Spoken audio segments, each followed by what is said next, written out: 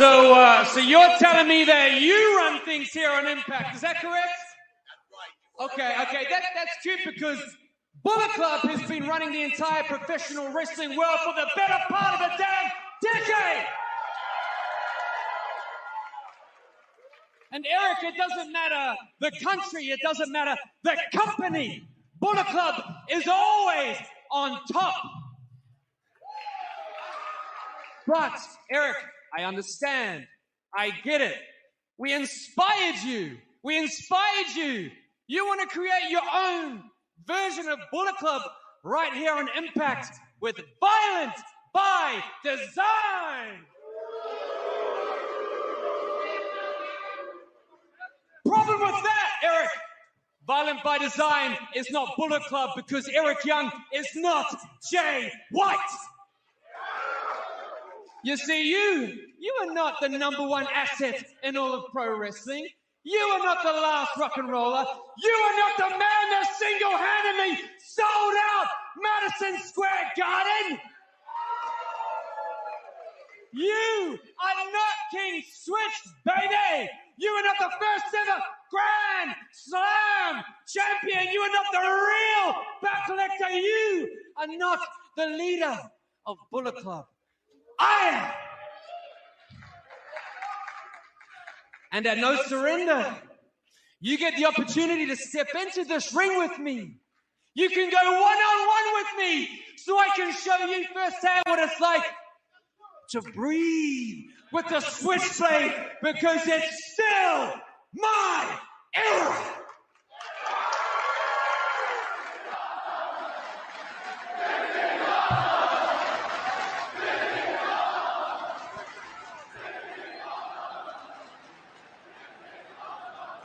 Hey guys, this is Mr. Havens, the Argyle assassin himself, giving them all the shivers.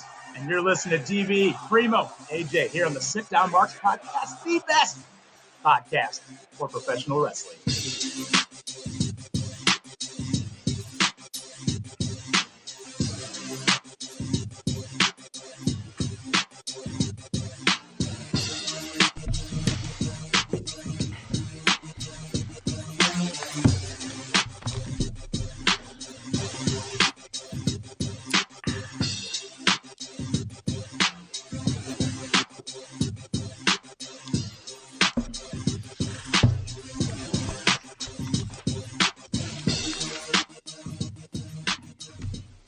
All right, welcome everybody to this edition of the Sit Down Marks Wrestling Podcast. Thank you, Jay White, for that fire promo to bring us in here. And also thank you to Mr. Havens giving us all the shivers later on in that interview. How fun was it to talk to Mr. Havens, man? Can't wait to drop for you guys to listen to that later on in the show.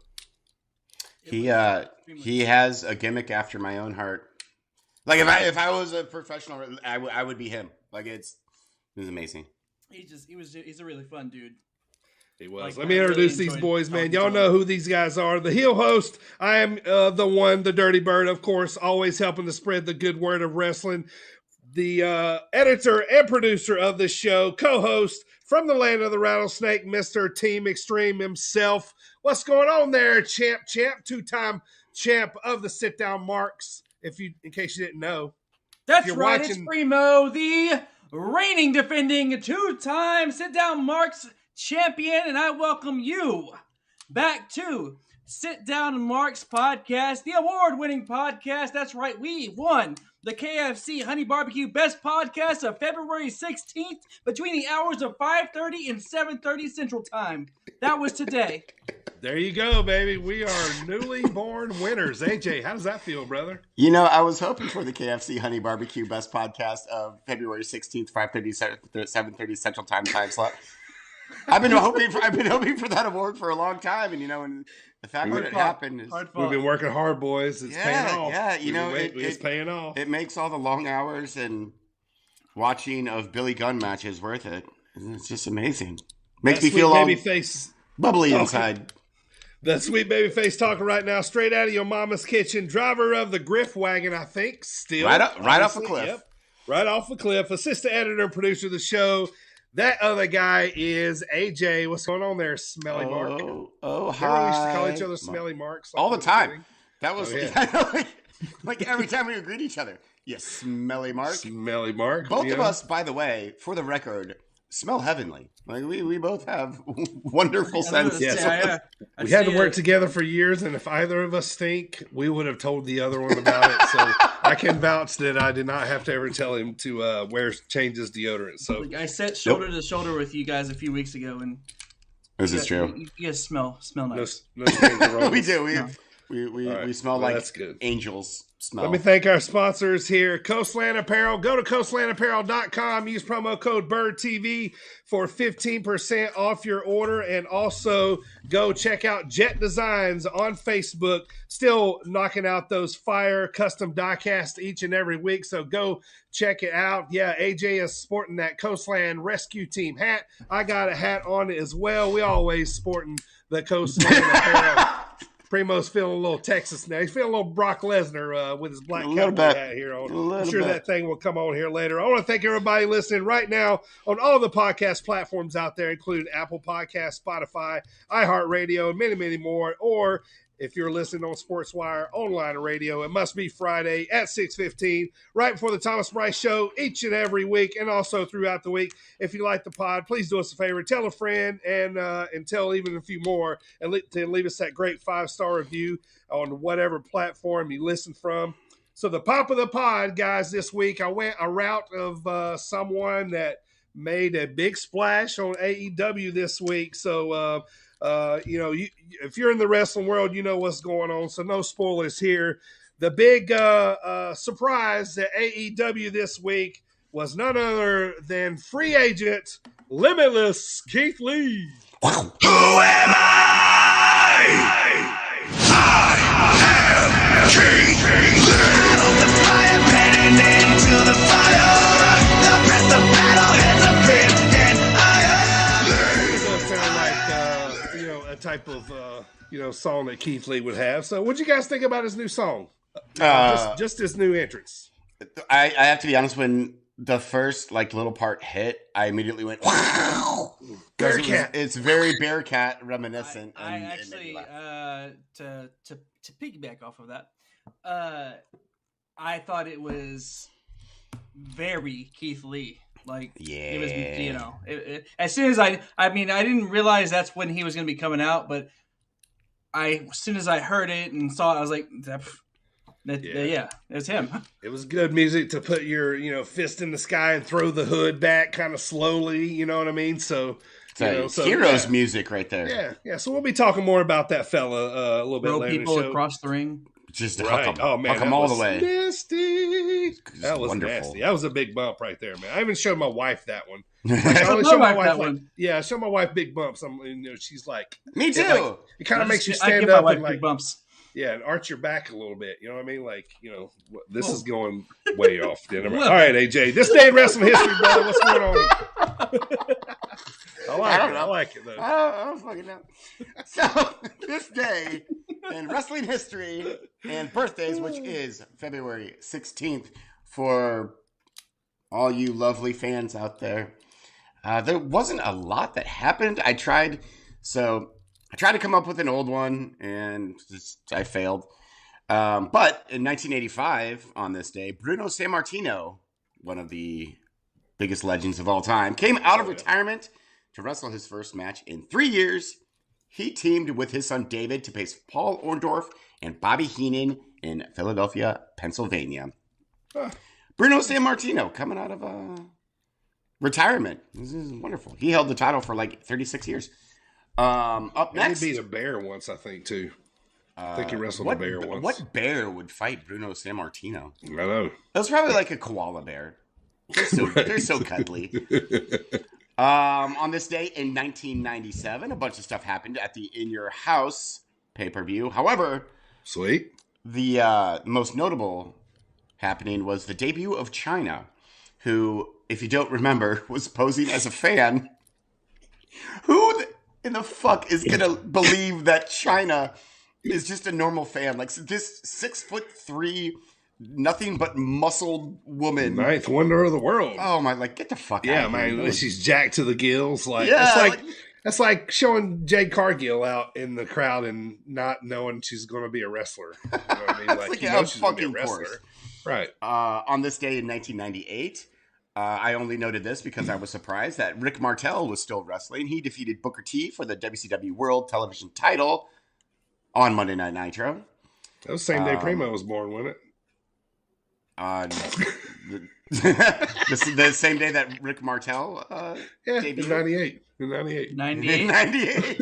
Yeah. 98. Primo's Yeah. a baby. You young buck. Yeah, damn child. Oh, man, that would be weird if I was that young. It would be, yes. We would kick you off.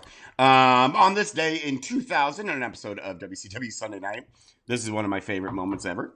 Hacksaw Jim Duggan. Oh! Goddamn right. He found the WCW television title in a trash can. Like, he was dressed as a janitor, and he found it, and he was like, oh, well, I guess I'm the new WCW TV champion. Oh, boy. Oh, love it. I love it so much. Oh, I kind of forgot about that debauchery. Oh, so bad. Such buffoonery they did in those years. Tomfoolery. And then I'm going to go on to a few sad ones. Oof. In 2006, Johnny Grunge of Public Enemy passed away. Okay. We were just talking about Public Enemy last week. Yeah, and how much I hate them, but now I feel bad because he's dead. And then in 2017, George the Animal Steel passed away. Legend. And then in 2017, speaking of legends, Nicole Bass. I don't know if you guys remember Nicole Bass. Of course. EC Dub. Yeah, she was China's. She was ECW's China. She was more China than China because she was like scary looking. China was just like Lance Bass's older sister. She meant business 100% of the time.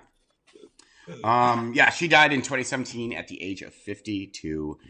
Excuse me. Very sad. It's young. So that is what happened in this day in wrestling history. Birthdays. There weren't many. Today is, fittingly enough, Gangrel's birthday. He was born in 1969. We'll get to Gangrel later. Yeah, love the Brood. And then the 14th, on Valentine's Day, it was Viscera's birthday in 1972. Also appropriate. We'll get to that later. Yep. We got to talk about him, too. I have a Viscera story. Yeah. And then on the 19th, coming up in a couple of days, we had Big John Studd, first winner of the Royal Rumble in 1948. He didn't win in 1948 as his birthday. Francine was born in 1972. And more appropriately again, El Torito was born in 1982. So yeah, that is... And you can throw in Sean Spears there too on the 19th if you want to. That is this day in wrestling history. Chairman. And he's not the chairman. Ty Dillinger. Birthdays. The chairman cometh. Is it La Parka? La Parka is the chairman. Chairman cometh. Did you see him come out and do it the other night?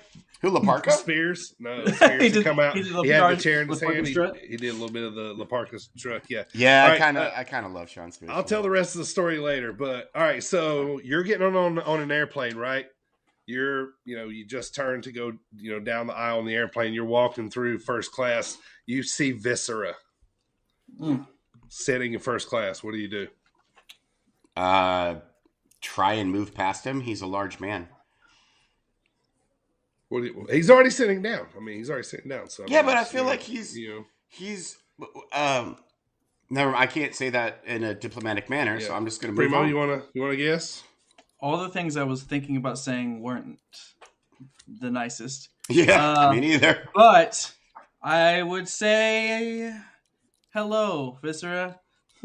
I would call him Mabel. No, I would be freaked out because I'd be seeing a wrestler. But I'd say hi or what's up. But it's Viscera. But yeah. Okay. Well, I'll tell you what I did later. I would take note of how many seats he was taking. Yeah. Yeah. He seems to ooze. Like he's like water. So you would do that with Andre the Giant, The Big Show. Oh no, I would freak out for those guys.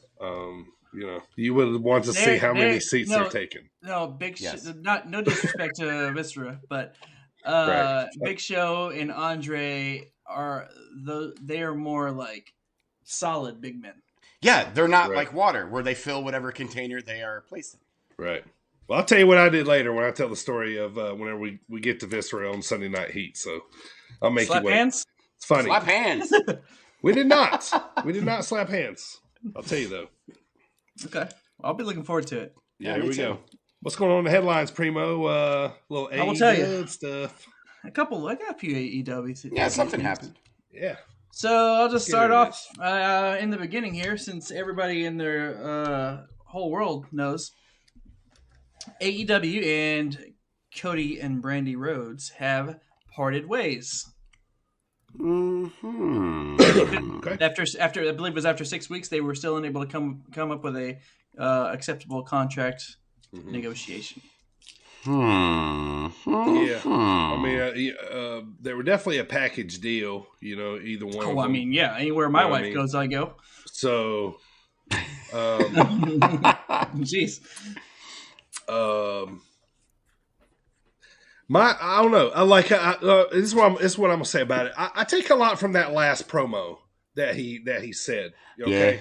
Remember when he come out? You know, he said, you know, I've been holding this promo. They told me to hold it. Yeah, I longer. actually just watched that earlier. You know, I'm The one where he talked about CM Punk. Yeah. Yeah, we'll let it fly. You know what I mean? Like, I took a lot from that because it was kind of a remind you who I am, remind you kind of who built this, you know, and then I felt like we got some disgruntledness from Brody Lee being hired and then being named, Brody King being hired and being named Brody still. Like, I think he really...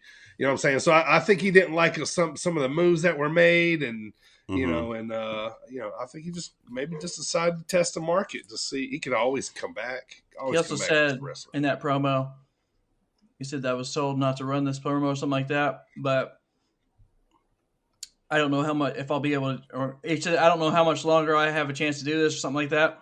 Yeah, because he was, working the whole without a contract gimmick, which apparently was not a gimmick. You know, that surprised me. And you just never know. That's a whole other thing. Sure. Some of the internet wrestling community, IWC, if you will, are still under the impression that we may be getting worked. Yeah. I mean, I don't think so. You always have to leave that out either. there. That's why you can never put 100% on nothing. You know, you always have to leave that 1% in there. No such thing as a guarantee in wrestling. Yeah, but I think it's real because of the statements William put out, the letters, thank you. AEW put out an official statement. Yeah, I think it's real. Yeah, I tweeted out yesterday. You know, it seems to me like the right time to go to NWA. That's where I'd love to see him personally. I saw Matt Cardona. He'd fit in great there. Did you see what Matt Cardona said? Yeah. He said you didn't have to, if you want a challenge for a title, you didn't have to quit AEW. Yeah. Right. Yeah. So I don't know. And they record in his backyard. You know what I mean? So literally, it makes a lot of sense. Grass. I think he's got a lot of options out there. I don't, surely he's got his lawn chairs are in the background. What's the percentage? What's the percentage he would go back to WWE from you guys? There's rumors that he's already in talks with him. Yeah, I don't know. Always going to say that. It's all rumor. I think they would have to pay him so much money. Yeah, I think it's about the dollar amount. Yeah. If WWE can match the dollar amount and get him a few guarantees in his contract that he's like it's a couple runs. Yeah. I love Cody Rhodes, but I don't think he would be worth the amount of money that he's... So y'all going to fence it at 50-50? No. I'd say... If he gets money? I'd say 70% chance he ends up in NWA. Well, no. Oh, 70 in NWA. Okay. Yeah. Okay. 10% chance in WWE. Unless they make him be Stardust again, in which case 100% chance he ends up in WWE. He loves that guy. He comes out, he's like... Mm-hmm. Right. I don't know. Impact doesn't make sense to me with him. Kind of doesn't. Like, it's a little too close to AEW, I think. He's been there. You know? Yeah. This is true. Yeah. Could go to New Japan. I don't know. Maybe he's just wanting to go be a dad for a while. He's got the TV show going too, so it ain't like wrestling is his only avenue. And I mean they got a lot of things going on, but you know what I mean. But if they switch to USA, we'll know what happened. Wrestling wise, NWA is where I want to see him. He'd be solid there. I think he would be the best fit there. Just because WWE has a big pocket, I'm gonna go 20%. He goes back to 25%. I'll give him a quarter of a chance that he'll go back. I will do this podcast naked if he signs for money. Just because WWE. Money talks, and eventually they got to start getting some of their guys. And I'm already not wearing pants. We'll see. Nice. Next up, via PW Insider, WWE's 205 Live has come to an end. And wait, it was still going on? That's exactly what I thought when I read this. I know it's still going on, but I haven't watched it. Yeah, And, I think the last time I watched it was when Joey Mercury? No, I can't Janela. remember. I'll come up with it. Hang on. Styles. Go ahead. Joey Anyway, it's come to an end and is being replaced by NXT Level Up. What is that? I've been waiting It's going to be a 1-hour show where the NXT dudes and dudettes work on their craft and then I guess eventually level up to the actual NXT 2.0 roster. Okay. Joey Lynch, King of the Moonsault. That's it. That's the last time I watched 205 Live when he was on there. He's a former Scenic City Invitational winner. So, aha! Yeah. That's neat. Last time I watched it was when Pac was still there. Oh, yeah. The last time I watched it was when Enzo Amore. Yeah, it was around that same time, yeah. All right, per Fightful Select, there are roughly 2 years remaining still on Chris Jericho's contract, with it put him at least through 2023. On last night's Wrestling Observer Radio, Dave Meltzer reported that AEW picked up the 2-year option on Chris Jericho. Hooray! That makes me happy. Next up, Ring of Honor's inaugural Hall of Fame now has 3 announcements. Yeah.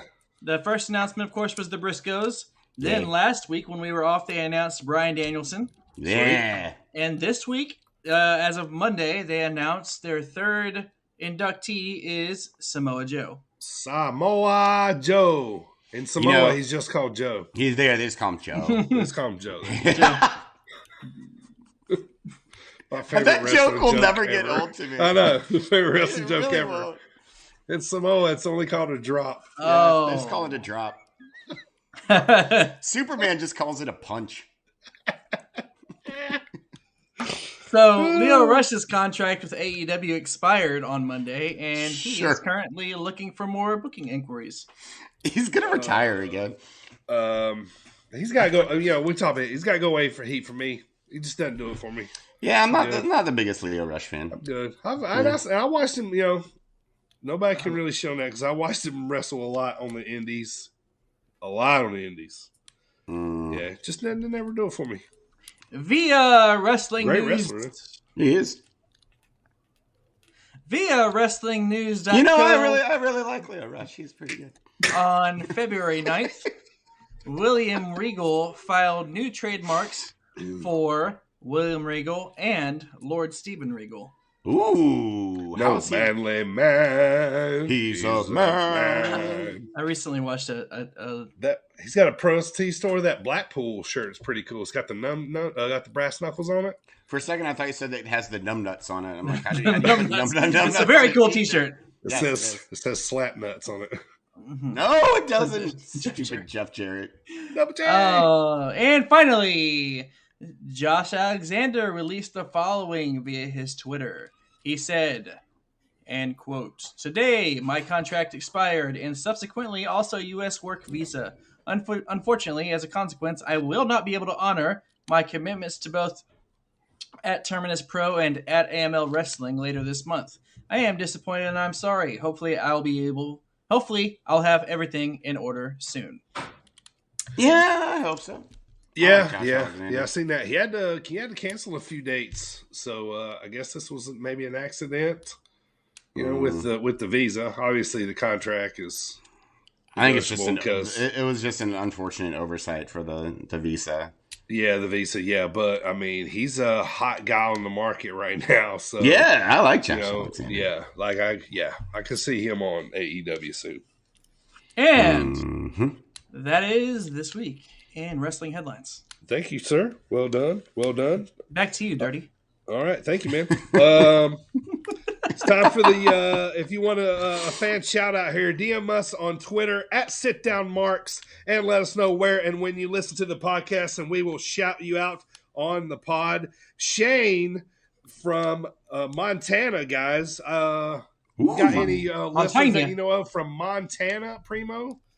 Got Shane from Montana. He actually sent us a message early in the week and said that he's just started listening to us. So I guess he was listening to like an old one of our pods or something. But he said he really liked the pod and that it's a new one for him to listen to while he goes fishing.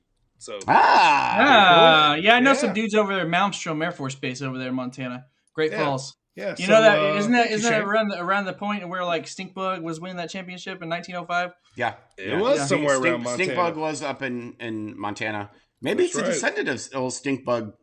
It was. Thank you, Shane, for listening, and hello, Shane. That's keep it on, catch some fish. Man. I hope he's ice. Well, I hope he's. What a stupid thing to say in February. I hope he's ice fishing.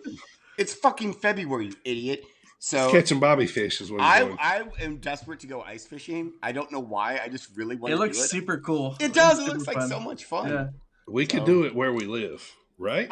Great Lake? Yeah, there's some lakes around here that are... I mean, not today because it's 55 degrees out. But tomorrow when it's 0 degrees out, we'll be able to. All right, time for AJ's favorite part of the show. It's time for AJ's Movie of the Week. AJ's Movie of the Week. Got a good one for you guys this week. Rip it, guys. In honor of our episode of Sunday Night Heat that we watched, I went through Big Show's IMDb and found a little movie called Knuckleheads. Starring Big Show. It is about... You've seen this, Primo. You're already shaking your head. You seen this? It was on Netflix for a while. Oh, it was? Okay. Too long, because this wasn't even fun bad. So it's about this con man who wants to pull a con on some fighting people, and he enlists... Is it Tony Khan or Nick Khan? C-O-N. Con. A con man. Not a con. Like Con Air, like Nicolas Cage. Yes. That was a good movie. That was a good movie. I wish I would have watched that instead. So he enlists the help of, I think his name is like Turnbuckle or I can't remember Big Show's name in the movie. But he's an orphan who is, 40 years old, still living in an orphanage. And the orphanage needs money, so they go on this tour of conning MMA fight promoters. They put Big Show into the ring, and Big Show bumbles around and wears tidy whities, and the whole entire movie is jokes about Big Show's size. And like, speaking of him on an airplane, they actually put the scene in the movie where he can't fit into an airplane bathroom, and which stems from Big Show's real life. Like, he told that story on, I think, like Conan or something like that, about how he couldn't fit into an airplane bathroom, so he just had to, basically hold his poo. But it's garbage. Like, the movie's terrible. It ends up, of course. The con man and Big Show become friends. They get the money for the orphanage. All the nurses or all the nuns are way too sexy for it to be realistic. It was bad. Like, it wasn't fun bad. It was just bad. And I'm actually going to say that Big Show deserves better than the movie Knuckleheads. He deserved a better script, huh? He deserved better everything. He deserved better jokes. Like, oh, look at Big Show. He farts and he's big. We'll talk about him more on Sunday Night Heat. So, all right, everybody, welcome to the show. Of course, I am the Dirty Bird. Let's talk about what we're going to talk about here. Recapping the week with big debuts on AEW. You heard Jay White at the top of the show. We just talked about Keith Lee. So we're going to dive into that. We're also going to dive into Sunday Night Heat from July of 1999. The Rock drops a famous promo that basically kills Billy Gunn's push he had going on. So So we'll be talking about that later on. We're going to add to our virtual promotions with we're going to add a few managers and valets, and we're going to pick a promotion here for fun. So it's going to be fun here. And also, the main thing, we had a great conversation with Zawa Live pro wrestler, Mr. Havens. Zawa Live has a big show going on this Saturday night. We're going to talk about that later on, of course. Before we get started, AJ, tell the masses where they can get that Marks merch. Me. You out there can get that Marks merch, including t-shirts, sweatshirts. Do we have hats yet? I want hats. Why don't we have hats? I would already have one. I would have one if they were. Yeah, I want hats too. We might have to outsource the hat. Yeah. Hey, you hat makers out there, contact us. That's it on Marks on Twitter. Yeah, that's right. We're open for business. Baby clothes, notebooks, flags, magnets, coffee stickers. Coffee mugs. Yeah. Oh, get that coffee mug out of here. You can buy all of that delicious goodness at tpublic.com/users/stores/sitdownmarks. Let me do that again. tpublic.com/stores/sitdownmarks.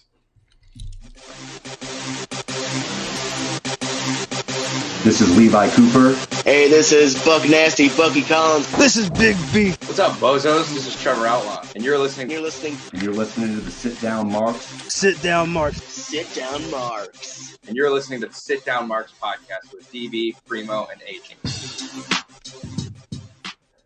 All right. Let's get to the weekly recap. I always like to start this thing off with my indie roundup. What I'm going to do is I'm just going to highlight a few shows going on here for the weekend of February the 18th. The first one here is a big one, man. I'm excited. These guys are back. Saturday night, Black Label Pro makes its return. The show's called Professional Wrestling, Mikey's version. Mikey is the owner and promoter there of Black Label Pro. Great town in Crown Point, Indiana. It's going to be at the RDS Gym. They got Sky Blue there, Warhorse, Dante Martin, Alex Zane, Josh Bishop, Dan the Dad. This is a big return for Crown Point, man. Black Label Pro has been on a little hiatus for a little while. Getting through, COVID and all that stuff. But go to Crown Point early, man. I can't recommend it enough. Go early. There's plenty of places to hang out and eat. Go check it out. Go check out a wrestling show later on, man. You won't regret it. All right, now Friday night, Paradigm Pro. Oh, go. When is that show? Saturday night. Oh, God damn it. That sounds amazing. I want to go to that. Yeah, it is. That's only like 3 hours from here. It's in Crown Point, yeah. Motherfucker. Yeah, we're going to Zawa Saturday night. Remember, we're going to Zawa. Yeah, I know. That's why I wish it was a different time. Yeah, I'm not sure what the time is. They usually start a little bit earlier there. What you got, Primo? I was just going to tell you that AJ was raising his hand. Oh, my bad. Yeah. I was reading this because I had a lot written down here about who I was going to be there. My fault. I was in the zone. All right, so yeah, that's what I love about Black Label Pro, man. I went to their first 3 shows they ever had, and they've continued to grow and turn into a really awesome, sneaky little great promotion there in Crown Point. So go check it out. All right, now Paradigm Pro in Jeffersonville, Indiana, Friday night. They got a show called One Night Doubleheader. Mad Dog Connolly's going to be there. Filthy Tom Lawler as well, and then also.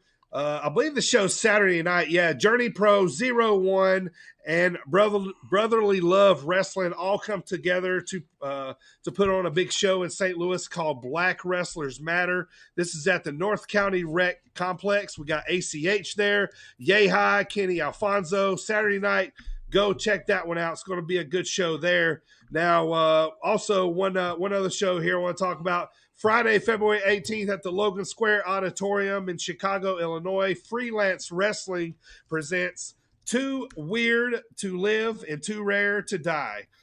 And you're going to have Storm Grayson there. They're going to have Blair Onyx there. So those are going to be big shows. Now, that Freelance show and that Black Label Pro show are both going to be on IWTV this weekend. So, AJ, that's one way you can watch it, man. IWTV if you don't get to go. So those are going to be on Friday and Saturday, and then Sunday There's another big show on IWTV2, boys, from Prestige Wrestling. This one's up in Portland, Oregon. They're going to have Effie there, Davey Richards, Warhorse, Taya Valkyrie. Calvin Tankman's going to be there, so that's going to be a big show coming on Sunday night. So IWTV is loaded. We'll plug one more show that we're going to talk about later on with Mr. Havens. What's that? Is Taya Valkyrie's 90-day thing up? I guess it is, yeah. I mean, as of 2 days ago, 3 days ago, something like that. Oh. Like a bunch of them just came up. Yeah, Biff is up. Lindsay Dorado is up. Yeah, so Grand Metal League, a couple of those guys are already up. But all right, so the show we're going to be at this Saturday night, sponsored by your boys, the Sit Down Marks podcast. Come and meet us at this show. BB and AJ going to be there. Zawa Live presents Time this Saturday, sponsored by the Sit Down Marks, of course, in Prophetstown, Illinois, at the Recreation Center. Come meet us and get some free swag we're going to be giving out over there. We're going to be going over this card shortly here with Mr. Havens, so hang tight. We're going to be going over this card, and Mr. Havens gives some nice little insight about this card. So let's get rolling, AJ, with AEW, man. What happened in Dynamite and Rampage this week, brother? So, holy hell, was this an episode of Dynamite? Yes, it was. Let's talk about that one. Good God. So, this was it felt like a storyline episode. Like there was some really good wrestling. We'll get to that later. But the show kicks off with MJF coming out, and celebrating his victory over CM Punk. And he cuts a fantastic promo, as he always does. And oh, my God. Yeah. My Putting on a favorite part. clinic on how to be a heel, man. Oh, he's the best. Excuse me. I like my favorite part was when he's like, I want to thank my strapping friend for, helping me win. And then he goes, Sean Spears.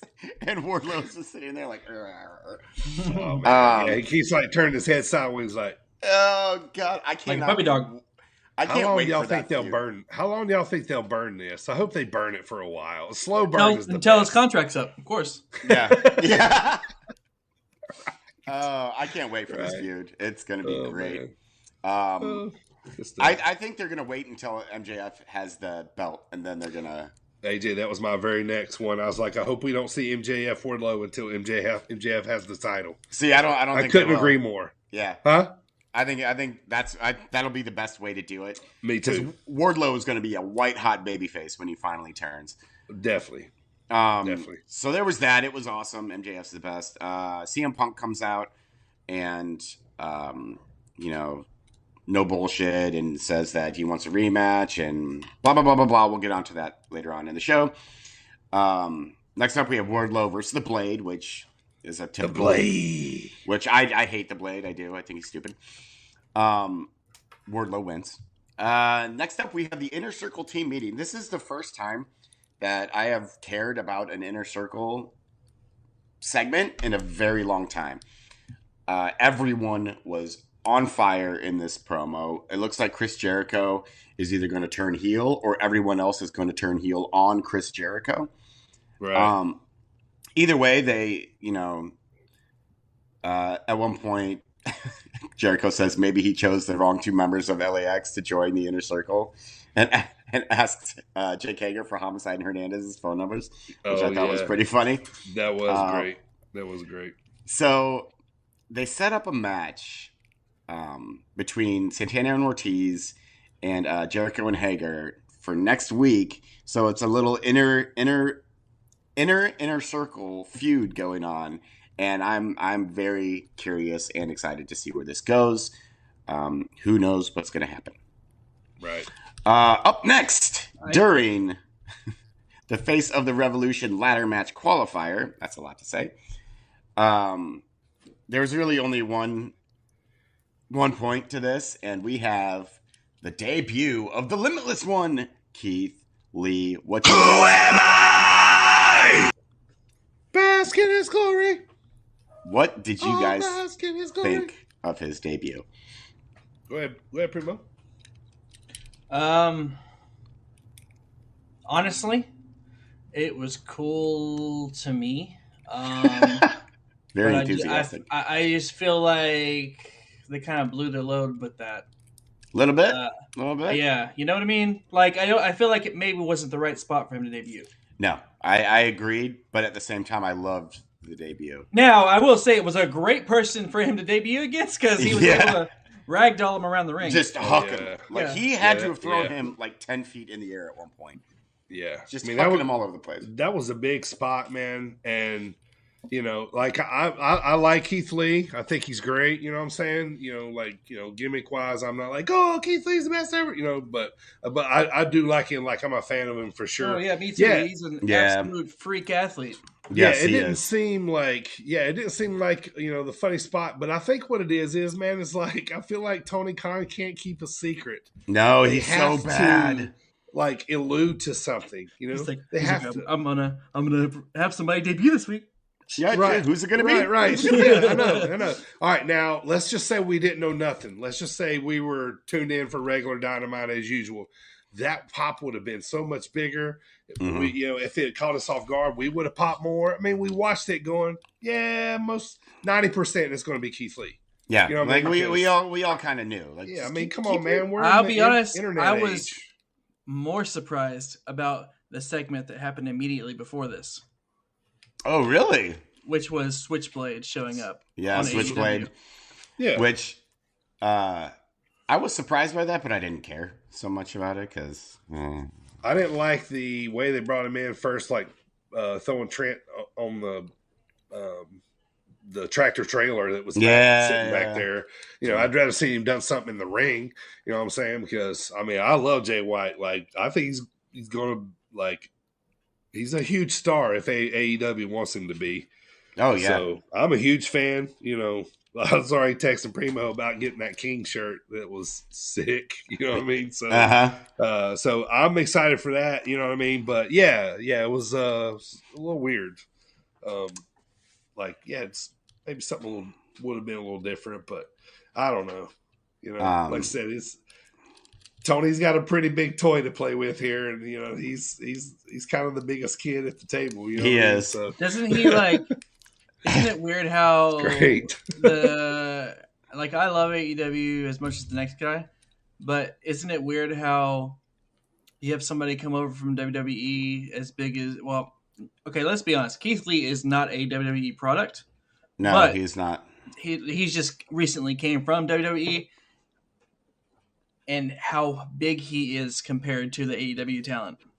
Oh, right. yeah, absolutely. Yeah. He's Solid. massive. And then even Cody. Cody's big compared to a lot of them, but if Cody goes back to WWE, he's back tiny. to tiny. Yeah. He would be in 205 Live if that were still a thing. Okay, so up next we have what is probably I say this all the fucking time, so it's losing its meaning. But this is one of my favorite matches that Dynamite has ever put on. Ever. We have FTR versus CM Punk and a mystery partner. And who is that mystery partner? None other than Jon Moxley. Holy hell, was this amazing.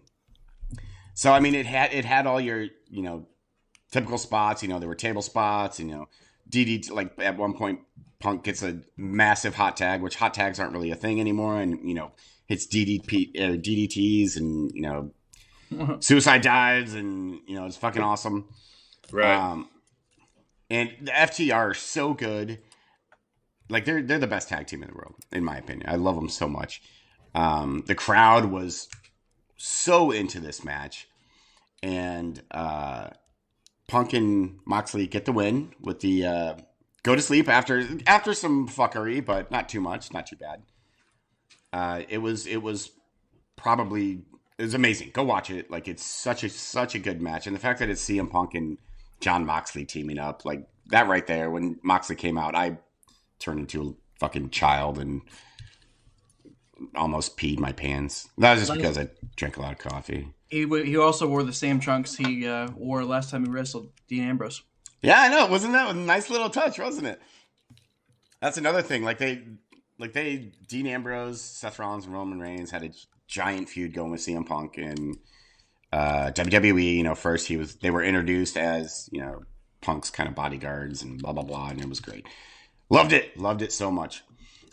And yeah, Moxley and it was good stuff. Punk got the win, and that sets up a rematch between MJF and CM Punk on March 6th for Revolution, allegedly. Hasn't been confirmed yet, but that's going to happen.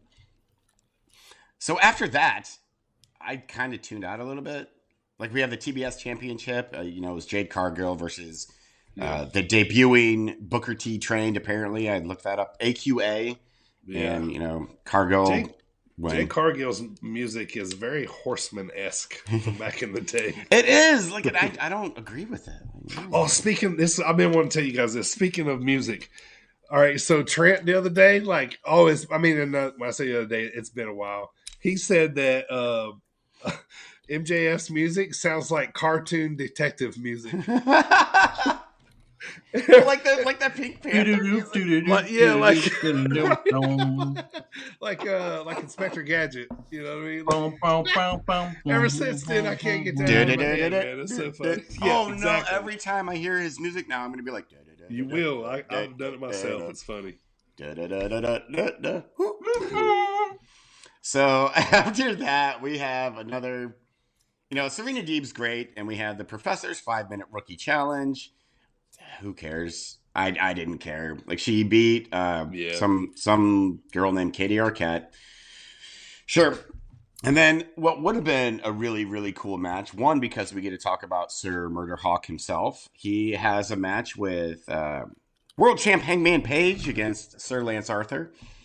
And I honestly was after the CM Punk John Moxley FTR match, I kind of tuned out. So probably to my detriment.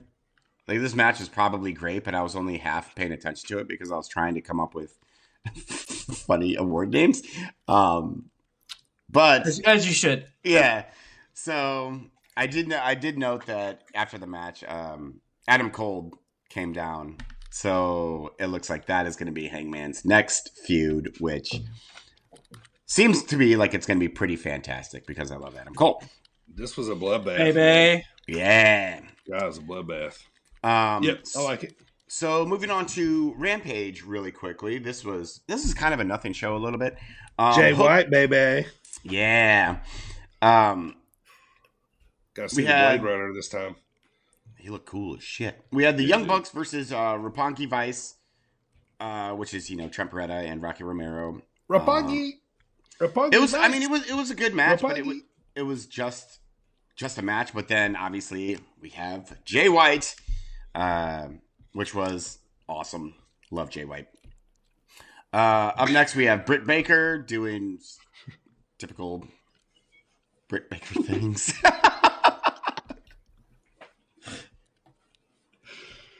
Oh, good stuff. It is. We're done. Hook though. Hook so over in Atlantic City right here. This crowd, he's so over. Send Hook. Yeah, dude. They need to put him on Dynamite. He's just on Rampage all the time, and slow burning. It gives people a reason to watch Fridays, man. That's probably why they're leaving him there. Send Hook. Exactly. Send that fucker every Friday. Nowhere else. Friday. Nowhere else. Friday. He fights Blake Lee. It was a good match. Hook is awesome. So over. And then to close out the show, it is a match which I ignored. It was probably pretty good. I don't know. What? Jurassic Express versus someone. I don't know. What? Some sort of ass man type. Bow to the masters. Break it down. You know it. All right. Anything else for AEW, AJ? Nope. That is it. Go watch CM Punk and Jon Moxley take on FTR. You will be delighted. FTR, best interest music in the business right now. Kind of love it. Apart from Shinsuke Nakamura. Reminds me of my childhood. All right, let's get to Impact Wrestling for the week, and then we got to get to we'll read over this No Surrender pay-per-view card we got coming up here. So, all right, guys, check this out. So, Impact started off, right, with Big Con coming out. Now, if this doesn't sound familiar, you might know the name Connor from the Ascension. You know, he was the taller, bigger guy, right? So he comes out to confront Josh Alexander after another Josh Alexander promo, you know, and they have a match immediately. I'm thinking, okay, Josh is rumored to be going out, Big Con's finally going to get a big push here on top. Fuck no. He taps almost pretty quickly to Josh's ankle lock here. So I'm like, come on, man. Still, so Scott D'Amore comes out to talk to Josh. Basically, Josh threatens to leave. Scott says, go home until you decide, what you're going to do, kind of deal, basically to feed through the storyline. And then we now know by what Primo said earlier, Josh had tweeted that his contracts ran out and his work visa ran out too. So anyway, they move on. No Surrender is this Saturday on Impact Plus. So, I'm kind of leaning a little bit like something might actually happen big. I've been shitting on these small little pay-per-views that Impact has, you know what I mean? But I'm going to read this one up to you here. But anyway, Bullet Club is back and with the Gorillas of Destiny, and Jay White shows up as well. So Jay White all over the place. I'm loving it. We get to the main event. Basically, Brian Myers gets powerbombed twice on Tax as he loses to W. Morrissey, who gets attacked by Moose post-match, leading to the big pay-per-view card this week. So, all right, let's go over this card here real quick, man, with what they going on. They got 8 matches lined up. The first one on cited for the pre-show is Matt Cardona, who is the current Impact Digital Media Champion, who is defending against former champion Jordan Grace. I mean, Cardona's got to retain right here. What do you think, Primo? Because he's hot as fire right now, dude. Yeah, man, he ain't losing that. Dude just won the NWA title. Yeah, how could the NWA champion lose? Yeah, right now. You know what I'm saying? Yeah. All right. Next up, Mickie James, Hardcore Country. The Impact Knockouts champion is putting up her title against Tasha Steelz. Now, here's where this comes in, Primo. This is where I think something's going to happen. I feel like they're probably going to put this title on Tasha here. Seems like right amount of time. She's playing a good heel on Mickie. Yeah, Mickey's had it long enough. All right, next match they got up is Honor No More. Obviously, the Ring of Honor guys, Mike Bennett, Vincent, Kenny King, PCO, and Matt Taven versus Team Impact, which is the newly engaged Steve Macklin to Deonna Purrazzo. Eddie Edwards is in the match, Chris Sabin, Rhino, and Rich Swann. If Honor No More wins, they get to stay in Impact. That's the stipulation. AJ, what do you think? Honor No More win this one and get to stay? Fuck yeah, because they're awesome. They're not going anywhere. So too. All right, next up, we got a singles match. My guy, Switchblade, the Jay Whites versus Eric Young. This is kind of leader of Bullet Club versus leader of Violent by Design. Jay's got to go over here, right? King Switch. Whoop, whoop. Yeah, or some shenanigans for sure. All right, Good Brothers, Carl Anderson, Doc Gallows, the champions, the Impact World Tag Team Champions versus the Gorillas of Destiny, Tangaloa and Tamatonga. This one's a little bit of a toss-up here, too. Like, I could see these belts going to Japan here, unless these guys are going to stay for a while. I feel like they're going to, they might, they're one of the greatest tag teams, like, all around. Sure. So, it'd be cool if they got it. Singles match, we got Jonah wrestling Decay's Black Taurus. That'll be a hoss fight. That'll be a hoss fight. Black Taurus. Yeah. I think I'm going to go with Jonah on that one. He needs a... Jonah needs that victory. Yeah, he needs to put some string of some wins together. All right, last 2 matches on the card. The Inspiration, formerly the Iconics, Cassie Lee and Jassy McKay versus the Influence, Tennille Dashwood and Madison Rain. This is for the Impact Knockouts Tag Team titles. I think they're probably staying. You think so? A little bit. They're kind of drumming up their kind of goody two-shoe droll backstage or whatever. So anyway, but yeah, so I don't know.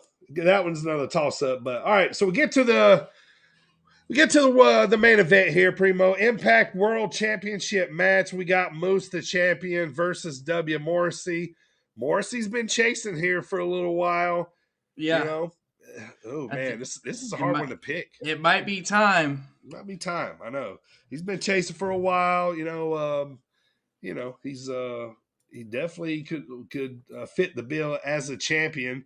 I've even I probably shouldn't know this, but I'm reading a little bit that Moose might be crossing over possibly into AEW with the kind of relationship they have going on. So did you know that Big Cass, or what does he call himself? Cass XL or whatever he's called on the indies? Yeah. W. Morrissey and Enzo are taking on the Hardy Boys. They are. Where are they wrestling them at? I believe it's Northeast Wrestling. Cool. Yeah, I was seeing them hitting the indies. Enzo's getting big, man. he's swole up. Yeah, looking like a hoss. Yeah, it is Northeast Wrestling. Cass XL and Enzo versus the Hardys. March 27th in Danbury, Connecticut. Dude, the Hardys are doing this tour again, man. They're all over the place. Yeah, they're lining up some dates, man. Yeah. I might have to catch them out somewhere, man. It's been a little while since I've seen the Hardy Boys. But, so that's the card for No Surrender. Now, they will have, another go-home show of Impact this week, and then that'll be the card this weekend. So we'll circle back next week and see what happens. But, Impact Plus, if you're not doing anything Saturday night, this is a legit card. Like, I would definitely watch this. For sure. Impact Plus is, it's probably like $9.99 like the rest of them, but a decent card here, so it should be interesting. So, Primo, man, let's get to WWE, brother. WWE, we had this smacking it down, baby. We had some internet connectivity issues. What you got to say about that, Seth? That's right. That's what I say to it. Fuck the internet. All right, smackity down. We had so like I said, we weren't here last week. And last week we had the return of Oldberg, and Oldberg challenged the Tribal Chief to a match at WrestleMania, Elimination Chamber. I mean, the Saudis, they must love Goldberg, right? Yeah, they must. I said, they must love 90s wrestlers. Goldberg season. They always want to get like what they think is the biggest attraction. Goldberg, you're just not. Unfortunately, Oldberg is not the biggest attraction anymore. However, so this week, SmackDown continues to promote this worthless layup of a match for Roman as he defends his title against Oldberg at Elimination Chamber. The Tribal Chief says he is going to Goldberg. What does that mean exactly? I'm going to Goldberg. Squash him, basically. I thought it meant he was going to... Drop him on his neck? I don't know. Drop him on his neck? Have a terrible match with The Undertaker? Borderline injure him? Bash his head against a locker until he concusses himself? Yeah. That'd be the one. And the only other thing that happened on SmackDown was the Women's SmackDown Championship match where Charlotte defeated Naomi to retain that championship in the main event. And afterwards, Sonya Deville and Charlotte began to jump Naomi. Ronda Rousey saves the day, saves Naomi from getting jumped post-match. And then I just put, because she just takes out Sonya, right? Ronda does. I hate how the WWE doesn't acknowledge that anyone else has a background in fighting. Nope, just Ronda. Sonya Deville came from the MMA. And she's awesome. She's no one else is allowed to have any in MMA or anything like that, except for Brock and what's fucking Ronda. And Shayna Baszler? Nope. Shayna Baszler never stepped foot in. Nope, she's just really good at submissions for some reason. It's a natural talent of hers. They did used to mention all the time back in the day that Lone Wolf Baron Corbin was a Golden Glove champion. Right. But is that true or is that just work? I mean, he was really an Arizona Cardinal. This is true. I did hear that. Yeah. Yeah, I mean, I know it. I wish that Baron Corbin would get better gimmicks because I like him as a person. He seems like a stand-up dude that's willing to do anything to try to make it work. Yes. Definitely. Yeah, I agree. But, he's out there beating Cesaro right now. I don't like it. Thank you. And we got to see more Ronda, so anyway. That's a good thing. Moving on to Raw. Ahead of the Elimination Chamber match on Sunday, all 6 competitors meet in the ring, and it ends with Brock Lesnar. Brock Lesnar. There it is. Destroying Austin Theory. This is a funny segment, right? And then loved that Austin Theory got destroyed. I love it. I hate Austin Theory. Yeah, he takes a selfie with old Austin Theory, does his gimmick with him. And sorry, I can't take you seriously right now. He just destroys him. Ma'am. Primo with his best 10-gallon hat. You want me to take it off for the weigh-in? What's it? Why is it called a 10-gallon hat? It's supposed to hold 10 gallons of water. There's no way that. Do you know how big 10 gallons Not this is? one. This is not a 10-gallon hat. 10-gallon hats are like this much taller. Yeah, the ones that are real tall. Yeah. I'm not a cowboy. I don't know. I'm city folk. Anyway, also on Raw was the contract signing for the Raw Women's Championship match. Good old Shayar. Oh, thank you for that. What if Lita wins at Mania and they put Becky in the Charlotte Ronda match? And then Becky goes, Becky 2 belts again.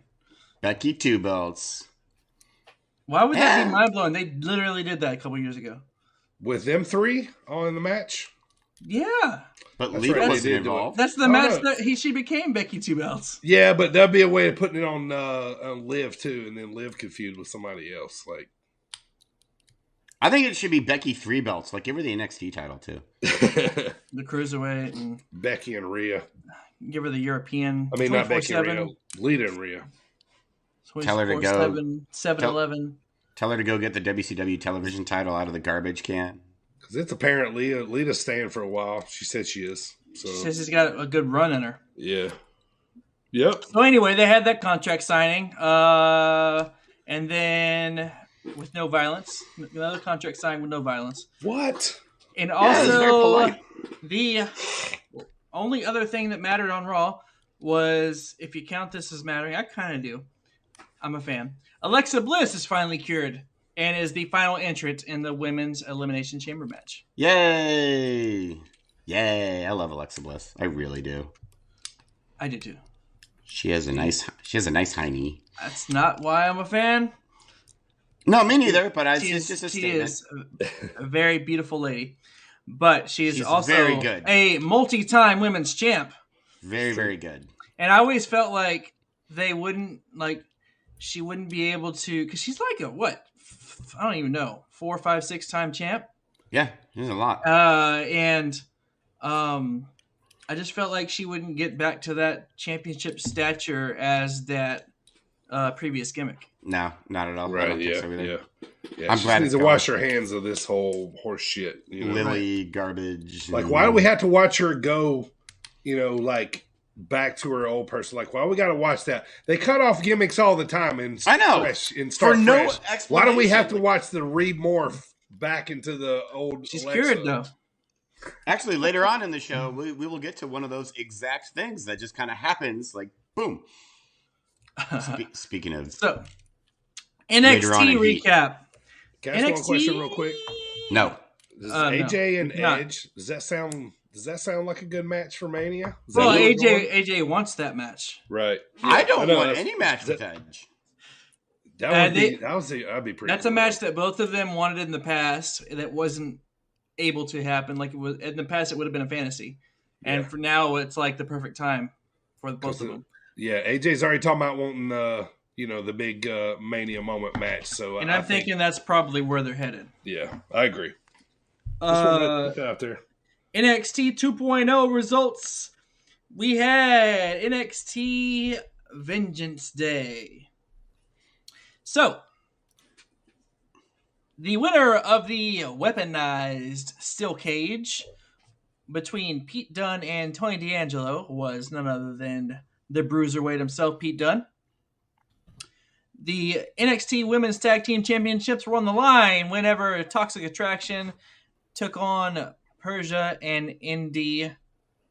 Well, Persia and Indy lost. Toxic Attraction retains. What'd you think about that, AJ?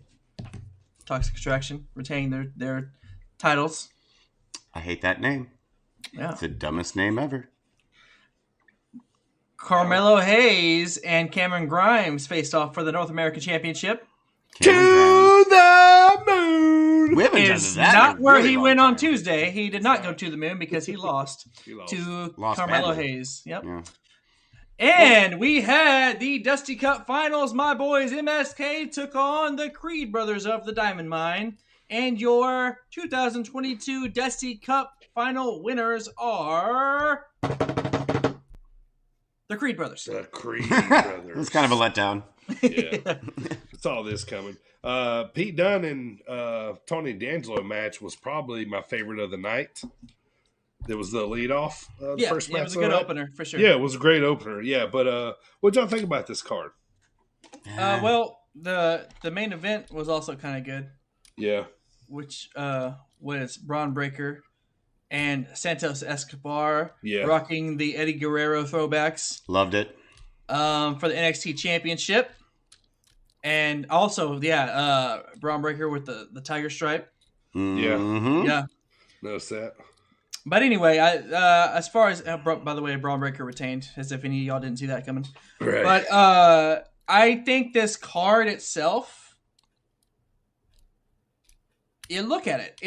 Every match has 2.0 versus Black and Gold. Black and Gold, yeah. I noticed that too. It kind of bothered me. Yeah. I will say though that remember like whenever Braun Breaker debuted, I was like annoyed. I was like, fucking Braun Breaker. Like, why are they pushing? I get he's a Steiner and they're gonna push. I'm completely sold on Braun Breaker. I am a fan. He won me over very fast. Let me ask you this. Are you gonna let me? Yeah. No. Of course. All right. Moving on. What do you think of Dolph Ziggler showing up? I didn't care.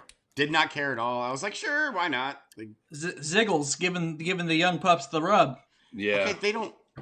I feel like they don't need the rub from Dolph Ziggler. Like, which I love Dolph Ziggler, I do, but right. Ciampa showed up on one of the shows, didn't he? Raw. Yeah. Who was he feuding with? Ziggles on there. Yeah. So I could see that being a Mania match. You know. I feel bad for Dolph Ziggler because anytime someone comes up for NXT, they feud with Dolph Ziggler. Like that's just what they do. He's kind of like a gatekeeper. Yeah, a little bit. But he's also the best seller in the biz. He is. He's really talented, and yep. You'll have to sell me on that. See what I did there? But I got I got to tell you, that is all of WWE this week. Yeah. But wait, pause. That's all of it happened this week. Happened, yeah. Upcoming, here we go. We have the Elimination Chamber card. When is that? Like 2 days? It's Saturday, yeah. Saturday at 12 lunchtime. Yeah, I'm gonna have to watch it on Sunday, but Me too. run over this card here. Saturday. You watch it live? Let's run over this card. Yeah, I'll watch it live. I got plans on Sunday. Rey Mysterio versus The Miz. Don't care. You know what sucks? You know that match? No, okay. Like, I don't know, 8 or 9-year-old me would come and kick me in the nuts because I loved Rey Mysterio as a kid. Oh, me too. Absolutely. And I still love Rey Mysterio. It just doesn't. There are no stories, man. No. Right. Yeah, totally. And I'm not a Miz fan now. Just other than a attack, I hate you. Right. You hate me. Same old shit. Some verbal jabs. Yeah. It's almost like backstage, like, okay, you and I are going to feud now. And they're like, okay, let's go. And that's it. Like, there's no reason for it or no build or anything. No. Okay. You beat up my son. Yeah. He did that with Bobby Lashley, remember? Yes, he did. So it's like the same old shit. Anyway, Rey Mysterio, I think they need to separate.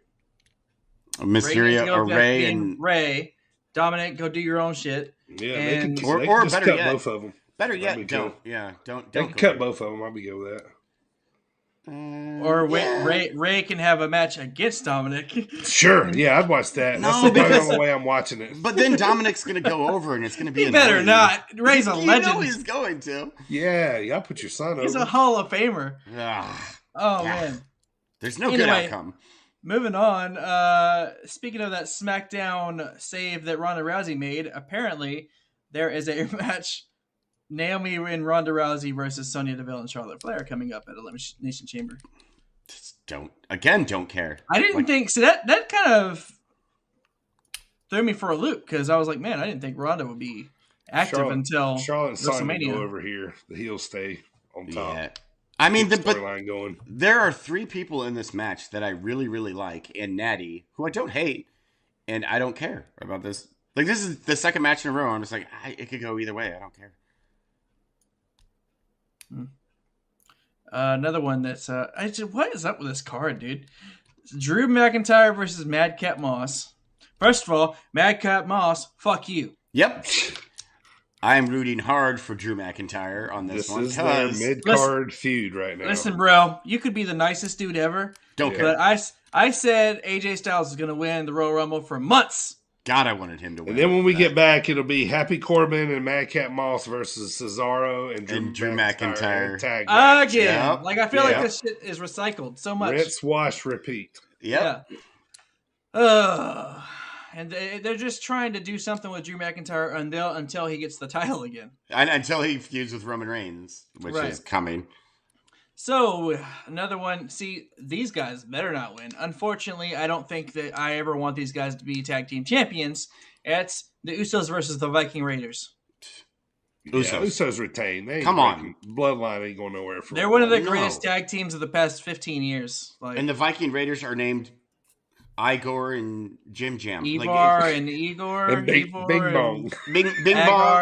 Bing Bong and Haggis. Haggard the Horrible. Hagrid and Big Dog. Hodor. Oh, man. Raw Women's Championship. We just talked about that contract signing. Becky Lynch, who's the champion, defends against Hall of Famer Lita. This is one of the matches that I'm looking forward to. Just because I think it'll be a fun match. I'm looking forward to this one and the main event, which is the men's elimination. I think they're going to put the strap on Lita. Add Ronda to the... Interesting. I like how... I will say there's one thing about the contract signing that I didn't mention, which was like Becky was doing this thing where at first she looked... They wanted you to think that she was looking depressed because she's having to sign a contract to face Lita. But really, when she opens her mouth, she's depressed that she's going to have to fuck up Lita. I like that. Like she's like you're making me have to do this to you. You're my childhood hero. I don't want to have to kill you. And so that's basically what happened. I think that Becky retains. I also think that Becky retains. Now we have the women's elimination chamber. The winner of this women's elimination chamber will go on to face the winner of that previous match at WrestleMania. That is Rhea Ripley, Nikki Ash. See, that's the thing. If Becky loses, then this match becomes a triple threat at WrestleMania. Yeah, like immediately. So Rhea Ripley versus Nikki Ash versus Bianca Belair versus Doudrop versus Liv Morgan versus Alexa Bliss, the returning Alexa Bliss. I'm going to go with Alexa Bliss on this one. Take a pick. Alexa Bliss. I got to say, Bianca Belair. Yeah. No. Too late. You said it. Yeah, I said Bianca. It's either her or Rhea, but you were Bianca Belair. Rhea Ripley and Nikki ASH are going to fuck each other. Oh, that's right. They are feuding. Yeah. Liv is not in this, right? Yes, she is. Liv is? Okay, give me Liv. I'll take Liv. Liv is Alexa Light. Yep. Yes, she is. but anyway, next up we have this worthless layup of a match for Roman Reigns, the Universal Championship. On the line, Roman Reigns, the champion, the tribal chief, the head of the table, versus Oldberg. Only way is if Brock screws him over like Roman screwed him at Rumble. I hope that Roman Reigns beats Oldberg in 47 seconds. I hope he's in, out. What does he say? He smashes him. He stacks him. Right, yeah. 47 seconds. I hope it's a total squash for Yeah, because then we get to see the main event, which is what I am kind of excited about. The WWE Championship Elimination Chamber match between Bobby Lashley, the Beast Brock Lesnar, Seth freaking Rollins, the phenomenal one AJ Styles, the original Bro Riddle, and fucking Austin Theory. Fucking Austin Theory. He ruins that whole entire... like, who doesn't fit in that match? Who's the first one eliminated? Austin Theory. I'm going Seth Rollins here. The winner? Yeah, me too, actually. Yeah. Actually, I agree with you on that. I am also... I thought I was going to have a controversial opinion there. I am also going Seth Rollins. Yeah. I was thinking that on Monday whenever I watched it. I was like, it's time. It really is.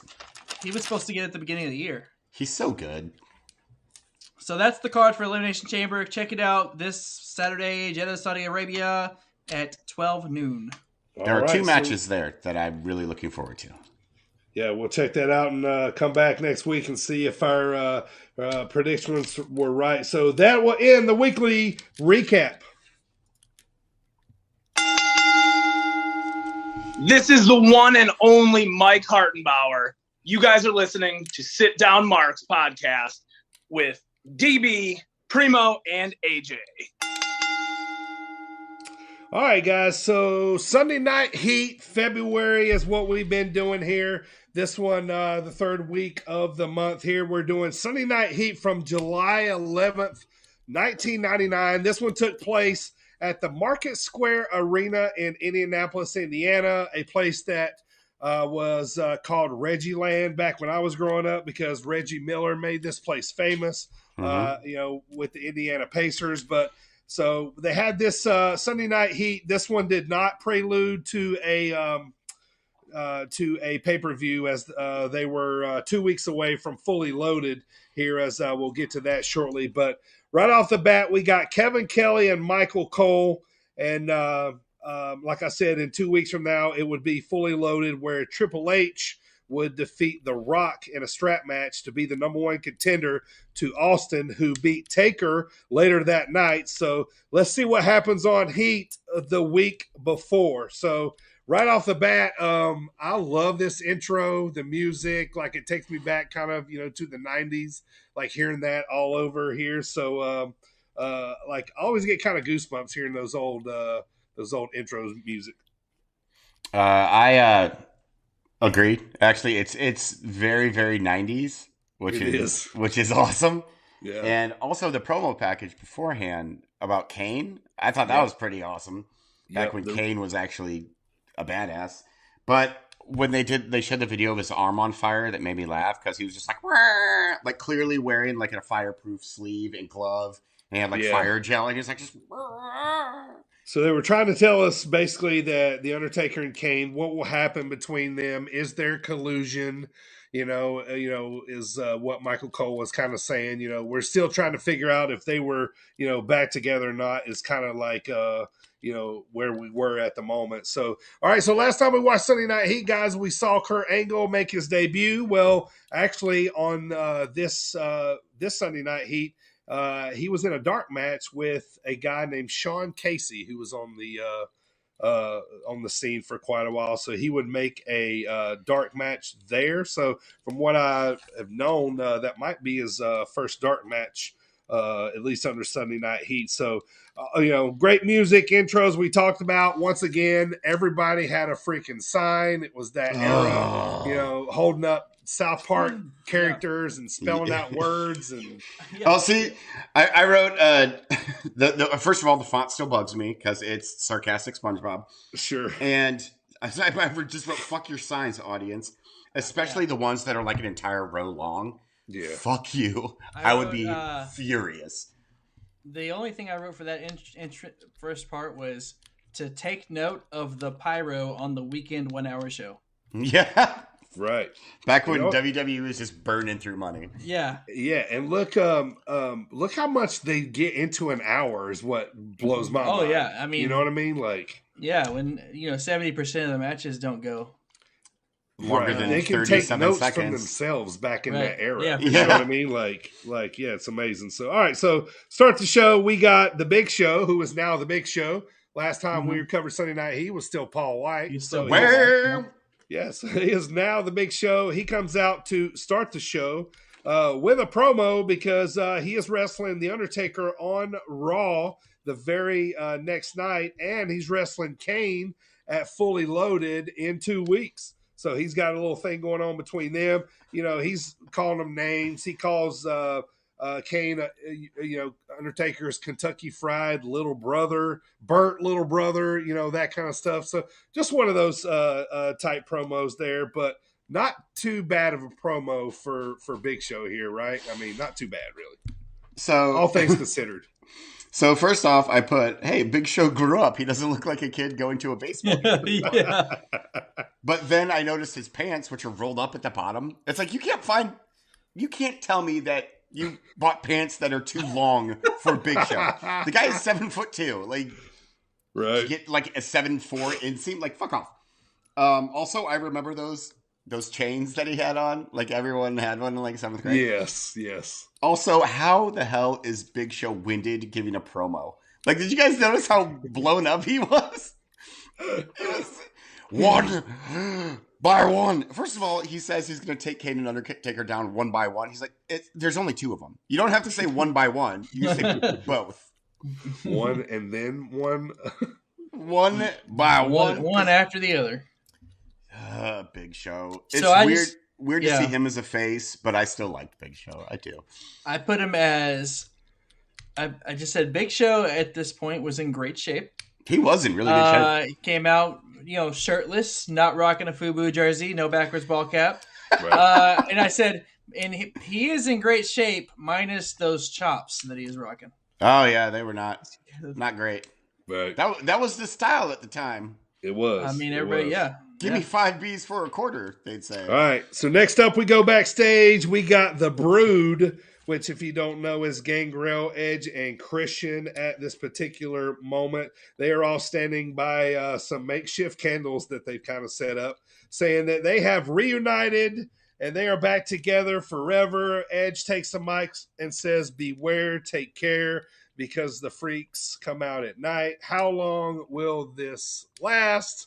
We will find out shortly. First match, we got the Brood versus the Corporate Ministry, which is Median, Viscera, and Bossman.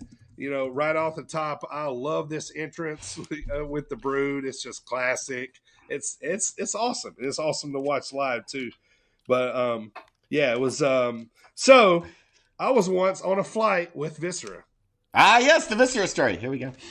So I'm one of the last guys to get on the flight. I walk in. I'm not sitting first class. He is. He's one of the last few, So I walk through there and I see him, and he was Viscera at the time. He had the little yellow, mohawk little thing on his head. I said, "Hey man, hey Viscera, how's it going?" He's like, and the voice that came out of this person, I think just like dumbified me to like I was just like flabbergasted because I'd never heard him talk, I guess, like on a normal level. Everybody's got that wrestling voice, right? But sure, but he was like real nice. And funny thing is I was such a mark back then. I had a pen and a piece of paper with me, and as I went to get off the flight, he was actually still getting off because he was kind of letting everybody get off first. And so I made sure that I was one of the last ones to walk off. And I don't have it now. I don't know what happened to it. It looked like a big V with a line, you know what I'm saying? Like for Viscera, but nice enough to give me an autograph, and was super cool. So I was like, hey, cool. What was his voice? Super yeah. deep, What did his voice sound like? It was a little like, thank you so much. Yeah, it was like, I don't know. Yeah, it was like low but high pitched at the same time. It was like, I don't know. It was very not the voice I thought would come out on there. So, but anyway, so that was my quick little Viscera story there. So all right. So we got Mideon, Viscera, and Boss Man who were in the corporate ministry. This match screamed Attitude Era to me. Teddy Long was the referee. Holla holla. Holla holla. You guys see that? It was a really good, fast-paced match until Gangrel delivers the Impaler, also known as a DDT, on Edge. So he turns on him as quickly as they've got back together. He turns, and the Brood breaks up, apparently. Gangrel walks up the ramp, and then they show him basically walking out of the arena. So what do you guys got for the Brood and the corporate ministry here? So first, during their pre-match promo, Edge can barely keep a straight face while he's giving them just dumbest. Beware, take care. No one talks like that, and Edge knew it. Beware. So long hair, don't care. Beware. Over there. How dare you? In your derriere. So this is one thing I never understood about the Brood. Like, even from the very beginning, was how was Gangrel the focus of the Brood when you have Edge right there, who is clearly one of the most charismatic. You're drawn to Edge the entire time, and then there's Gangrel like, I have fangs. I never understood that. He's the vet. Yeah, he was the vampire, and they were like the disciples. So stupid. Brood versus corporate ministry. And I put nice sweatpants Mideon, you fucking jobber. He was. What you got for that, Primo? I put, I wonder, because in their backstage segment, there were candles everywhere. I said, and I wonder, because they were probably doing their own gimmick stuff. So I just put, I wonder if the Brood bought these candles at the dollar store earlier in the day. like if they're like those. Like they're all shopping together. Right. Like the Brood is at a Dollar General. Yeah. Just got looking for some stick candles, some cheap ass candles. Push one of those like tiny carts. Let's burn them a little bit, make sure they look like they've been around here for a long time. Right. With his fucking fangs. And then I put, white billowy shirt.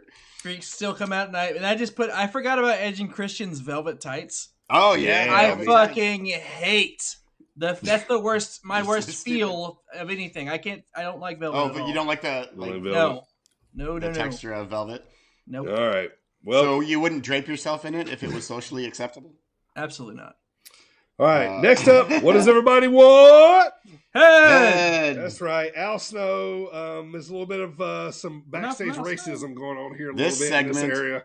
So this was problematic. There was a lot going on here. Al Snow versus the Minis for the hardcore title. The Minis were Battalion, Max Mini, Mini Nova, and Tarantula. All right, so he was kind of really mocking them in the back about having a green card and signing this, L that, and really just not a good look. But this is he even called for La Migra. Yeah, it was bad. Yeah, this is bad. Anyway, so Al says no one will wrestle him because he's crazy, so he set up this match. So basically, he chases off all the minis with a cookie sheet. They get in the ring. Shenanigans ensue. They all try to pin Al at one point. Then they all jump off a 3-foot ladder onto Al. Tiny ladder. They got salad tongs on Al's boobs. The minis turn on themselves at one point and start doing things on each other. But basically, no DQ.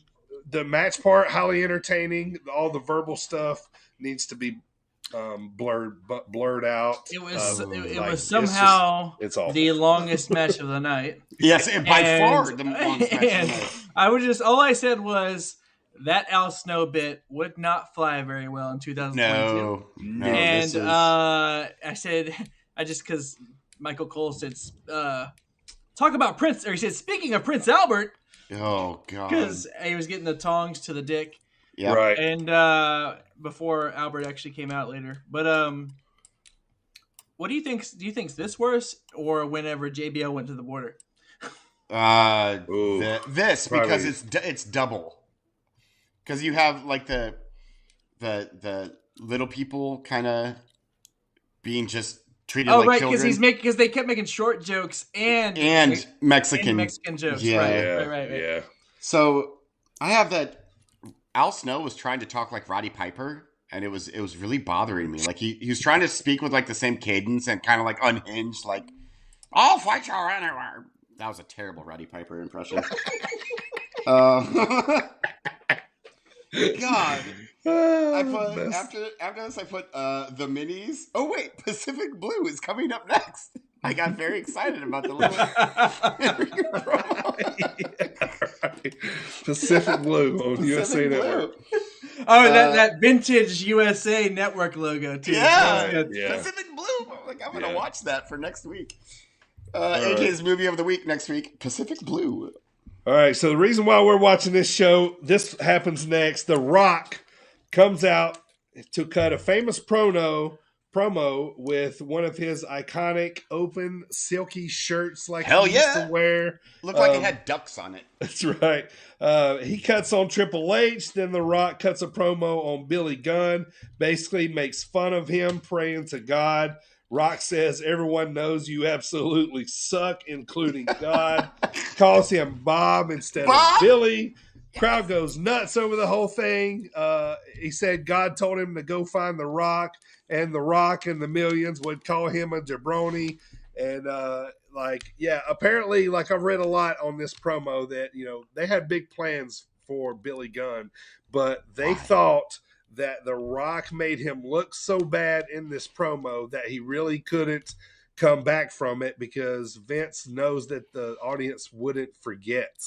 So this kind of cut Billy's water off very quickly, but before they go backstage to China, and Billy looks a little befuddled and basically just says that, he's a winner. The Rock is jealous. He's a better athlete. He's the 99 King of the Ring winner, and he has a better ass at the end of the day that he proceeds to pull his pants down and show us. So what about this promo right here, man? This was vintage Rock, right? I just put, it was.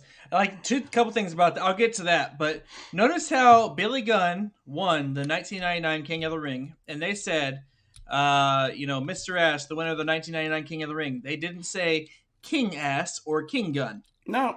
Right. Yeah. He doesn't deserve that title. He was just the winner of that year's King of the Ring. And also, The Rock, this is 99. He's super hot at this time.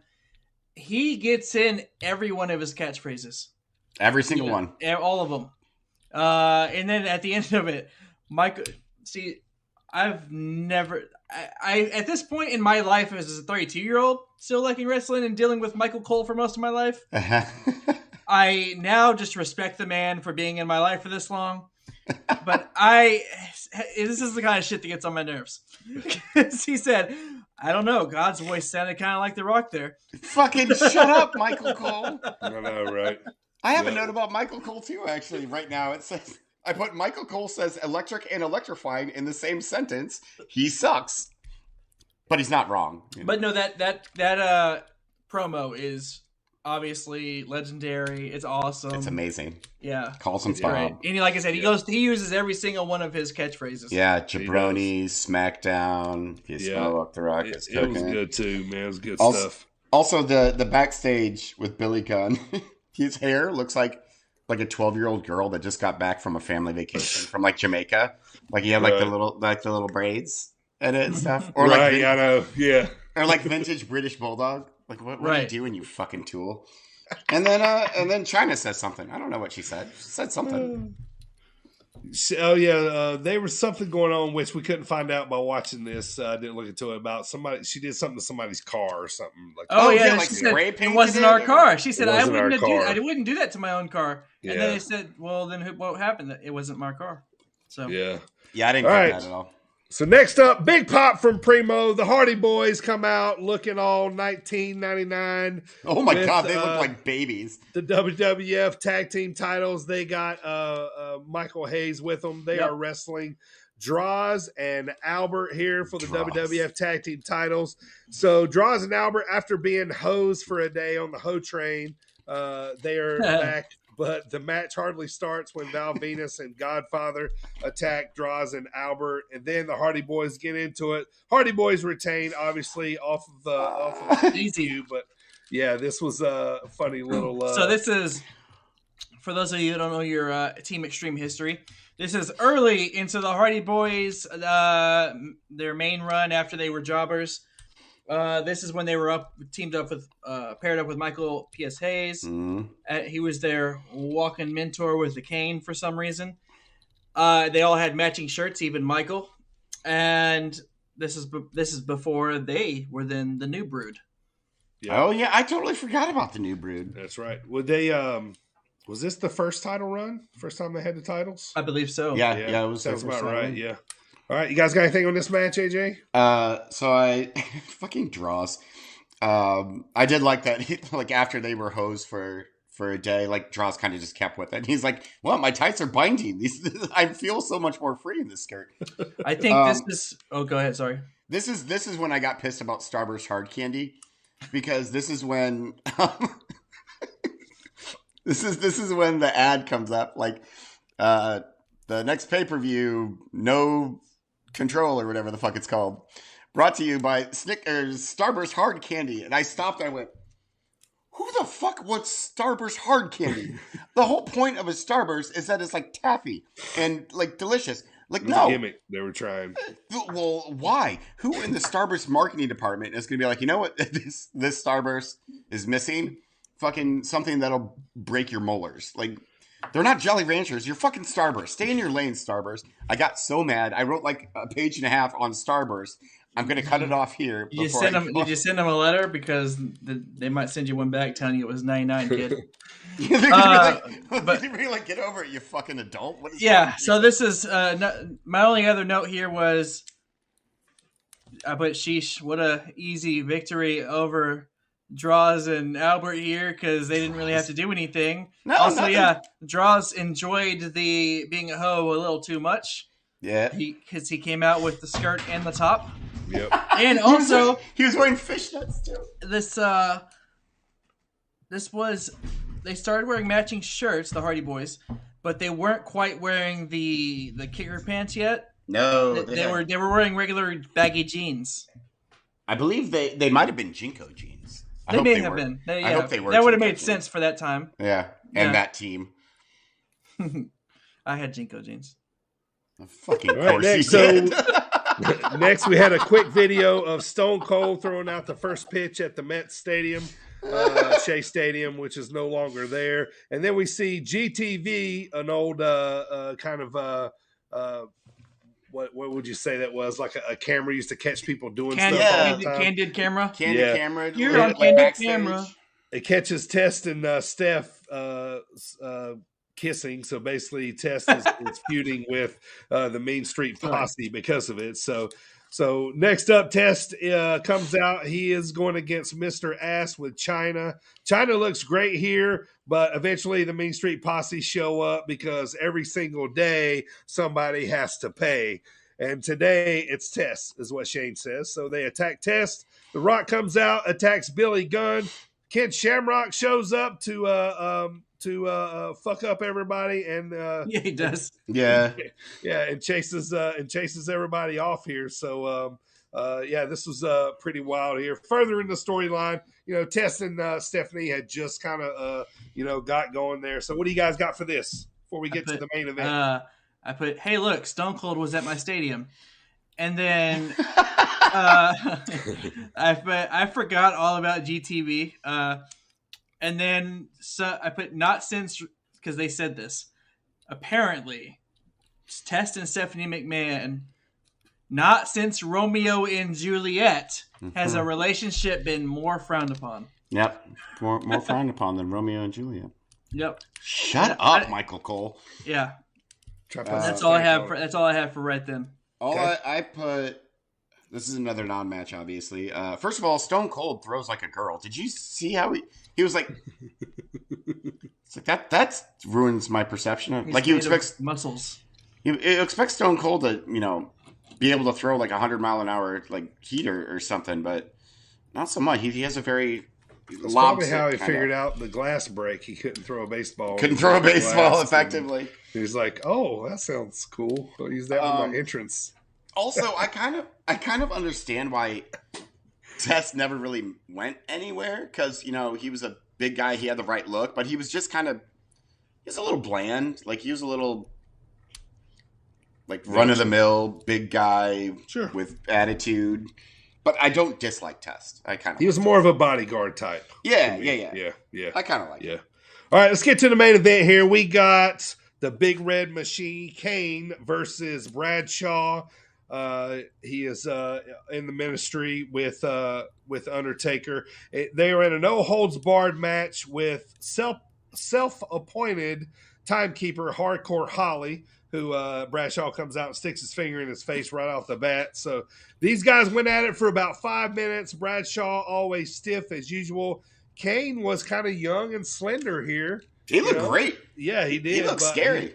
He held up with Bradshaw very well, I thought. Hardcore Holly ends up hitting Bradshaw with a chair, and then Kane chokeslams him to get the pin, and then he chokeslams Holly as well. Big Show attacks Kane, and, the show hits with Kane, or the Big Show comes out, hits Kane with like some sort of lug wrench, some kind of tractor trailer tire tool or something, you know what I mean? Like you couldn't really tell what it was, and then drops a bunch of elbows on him as the show goes off here. So what do you guys have for this main event? Obviously, they're really starting to push Kane here, and they're trying to decide whether he's going to be with his brother or not. So he's kind of fighting one of Undertaker's disciples here. So great storyline stuff, and it's fun to watch Kane like this.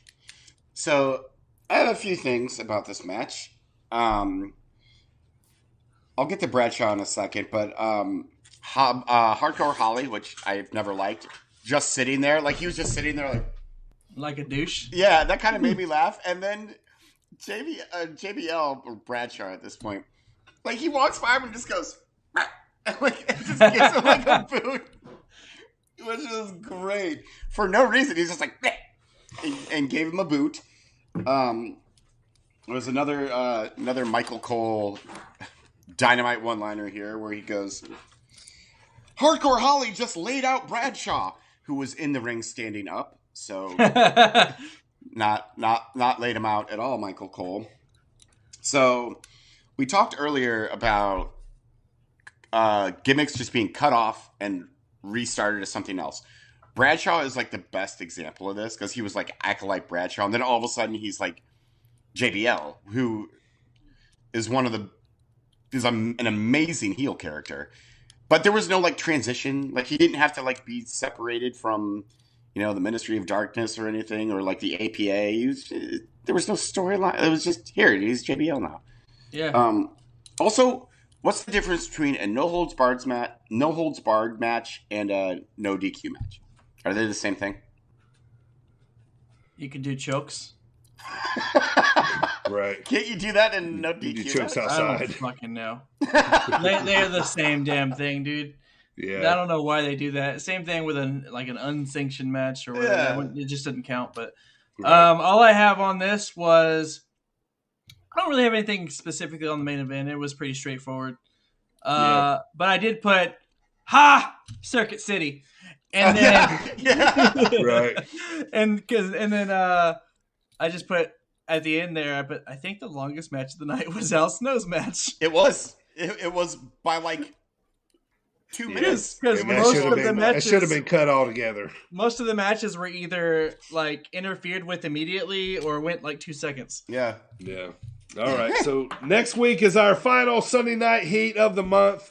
We're going to actually watch a Sunday Night Heat that happened just 2 weeks later. There is a famous promo on here from Triple H as the game is born on this particular episode. So this was going to be good. Michael's going to be joining us, so to go over that one. So it's going to be a fun one there. So that Michael. Yeah, Michael back to finish up February with us. So that Undead is Michael. the Dropkick discussion of the week.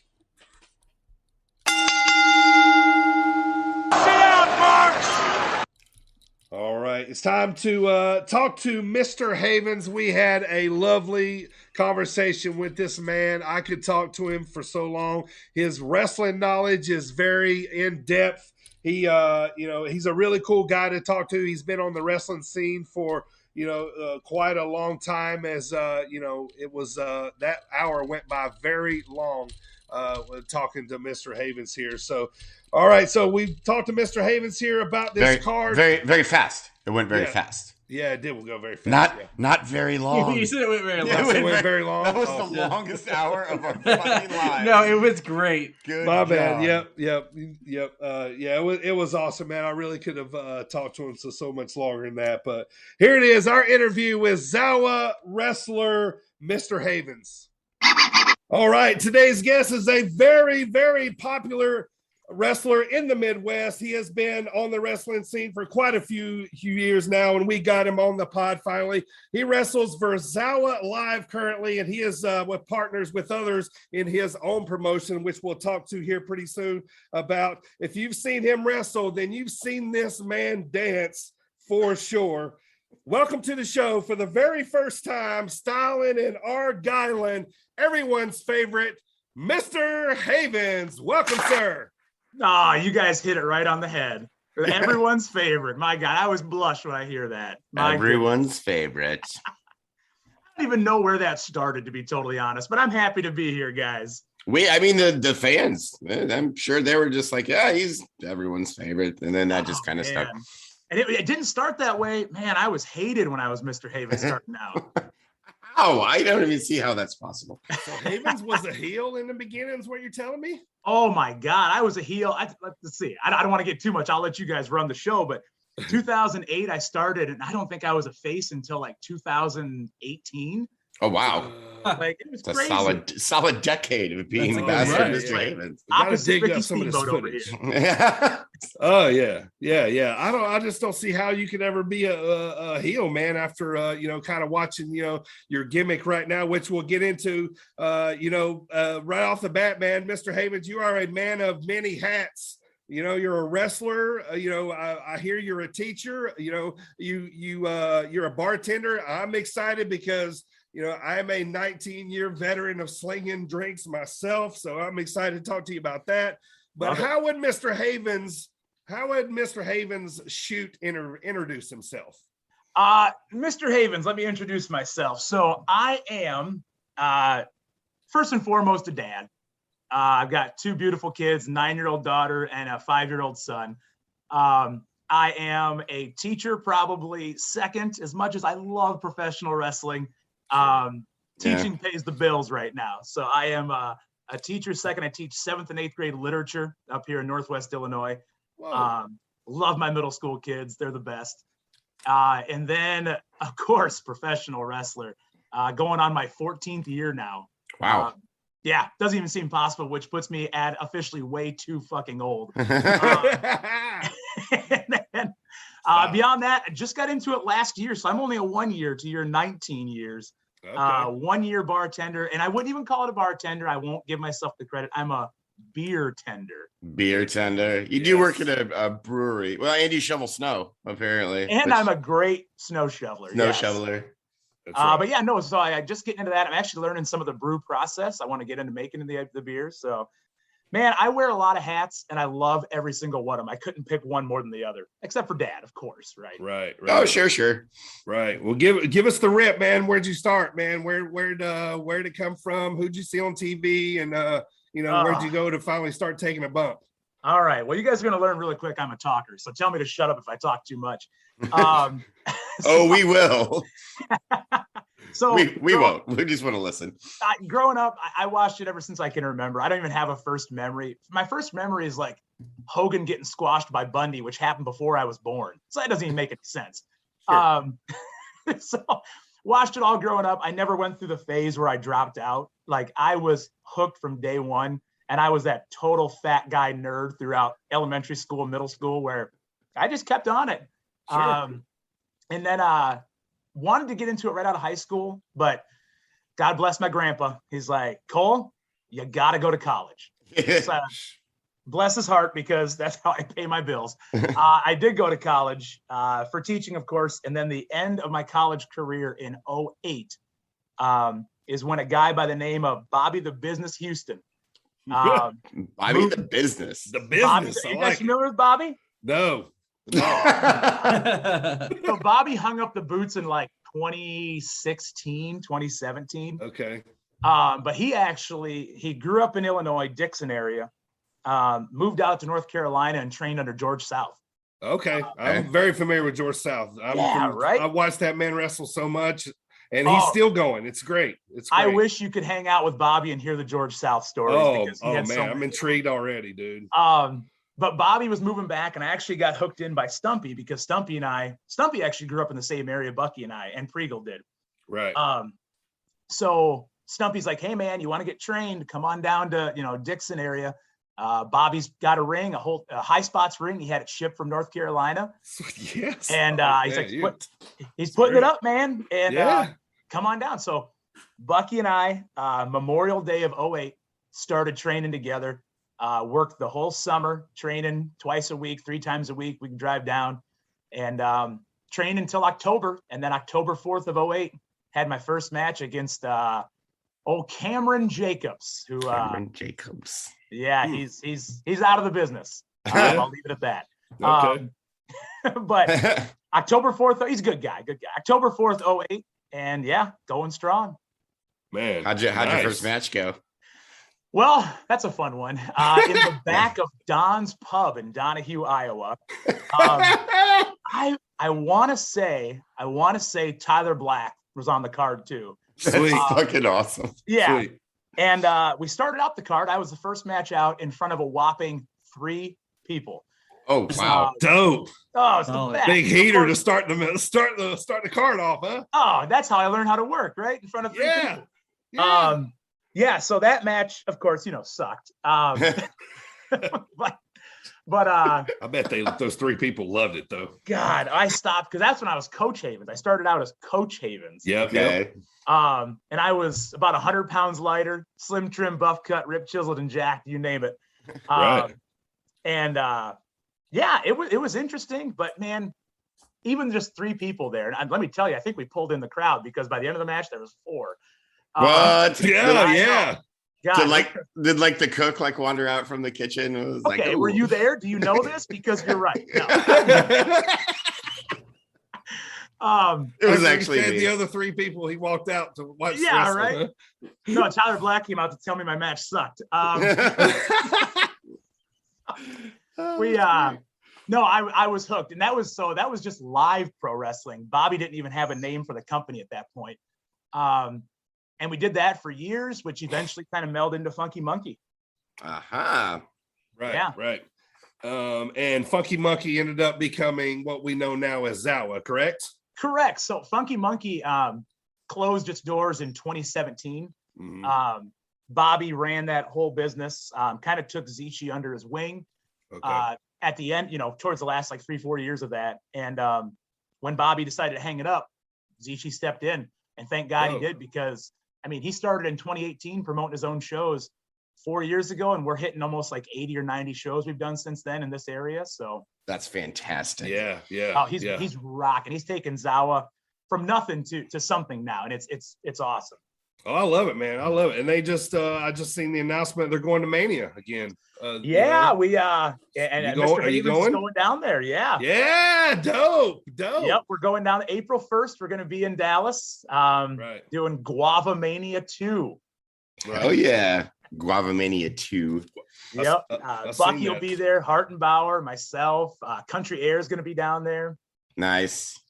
Now, a little bit ago, you were talking about Stumpy. Last time we talked to Stumpy and Sterling, he was telling us, the whole, how homegrown wrestling came about, So you want to tell that story real fast? I'd love to. So homegrown wrestling was Stumpy's vision. Right. Like I kind of mentioned, so Stumpy, Dodgeball Superstar Pregal, if he still goes by Dodgeball Superstar anymore. He should if he doesn't. He should. So if you ever catch a homegrown show, those dodgeballs still make an appearance. Stumpy, Pregal, myself, and Bucky, we all grew up in this Northwest Illinois, Joe Davies County area. Yep. So we've all known each other, my God, over 20 years, if not 30 years for some of us. And Stumpy wanted to bring wrestling back to Joe Davies County. And because Zichi kind of holds all the counties around, but he never really got into this upper Northwest. So Stumpy started Homegrown Wrestling, and we do now, I think last year we did 4 or 5 shows just in Joe Daviess County. And the way we kind of run it is Stumpy, myself, Bucky, and Friegel, we all kind of run under that banner. So if Stumpy wants to put on some shows in his hometown of Warren, he promotes the shows. If I want to put on some shows in my hometown of Elizabeth, which is in the same area, I promote those shows, or Bucky helps me, or Friegel helps me. And they're just fun shows. I mean, last year he brought in Eugene. Very cool. Yeah, I got to work Eugene in one of the main events in Warren. Nice. I think he's bringing, I don't want to spoil any surprise. We got some more surprises coming up in this year. Nice. Come on, you guys are drawing some good crowds up there too. Oh man. So the last one we did was December 18th. And it was actually, it was a benefit for the school that I work at. It benefited the Sports Boosters Club. So that helps when you have the school tied in. Yeah, when there's a issue behind it, yeah, because I just put their name on a flyer, and all the teachers came. They brought their kids, and it was cool having all my students that I teach there. And the main event was Bucky and this guy Jiggy Jack Spade, who's also formerly from Joe Daviess County. Jiggy Jack, if you ever get I do know that name. Yes. Oh, he's hilarious. So it's Bucky and Jiggy Jack, managed by Zishi, taking on myself and the school counselor, Jeremy Castro. Well, fun fact, school counselor is not some fat, out of shape guy. School counselor is an MMA fighter / professional boxer. Right, yeah. Swerve. So it was awesome. Swerve. Oh my God. We had like 280 people watching. I mean, the kids were into it. It was awesome. So we are drawing some huge crowds up here. Trying to make it a market, trying to hit something that isn't really well known. We're not Chicago. We're not, Central Iowa's kind of got their thing going on with a bunch of little promotions. Yeah. Kind of in the middle, but right now that's kind of my main two, Homegrown and Zawa. I am hoping this year I really want to hit some others. I've got some promotions on my list of attempting. I'm going to be 36 in 2 months. Wow. Yeah, I know. But I feel like in the last couple of years, kind of since COVID hit, like I've hit this resurgence in my career where like I am just having so much fun. Yeah. And I'm not focusing on going out there and having the best match of the night. I'm going out there and making everybody have a fucking blast. Right. Yeah, I love that. Let me tell you too, man, because you remember when the first time we met, I told you, I said, hey man, I've been with my wife for a really long time. She's long been burned out watching wrestling with me, but I was watching a show, and she was kind of sitting there in the background of Zawa's show, and you came out, and of course she heard your song, and then you were dancing, and you got everybody dancing and stuff. And she was like, "Oh, well, he looks fun. He looks like he's having fun, And I think she actually ended up watching a little bit of your match. So what I mean, like. So, yes. So that was pretty cool. And it was, might have been one of the first couple times I actually saw you wrestle before I got to see you wrestle live in Sterling that night. But tell us real quick, man, you told us Mr. Havens used to be a heel, how did he get to where Mr. Havens is now? Dancing in the coffee cup, and like how did that all morph and come about? Okay, so I gave up Coach Havens in like 2016. I needed a change. I'd done it for 8 years. Sure. So I hit a huge change, and I just changed my first title from coach to Mr. And that's drastic change. Man, I tell you, when I go big, I go. Complete overhaul. So I did change my outfit to the Argyle. But I was a straight up bad guy, man. I was a baddie, and came out with the coffee cup and gave lessons to people and ran them down, all that stuff. Outstanding. And then, I know, right? I'm awful. And then COVID hit, back to COVID again, and we shut down. Of course, we did some studio shows and stuff like that. And we came back.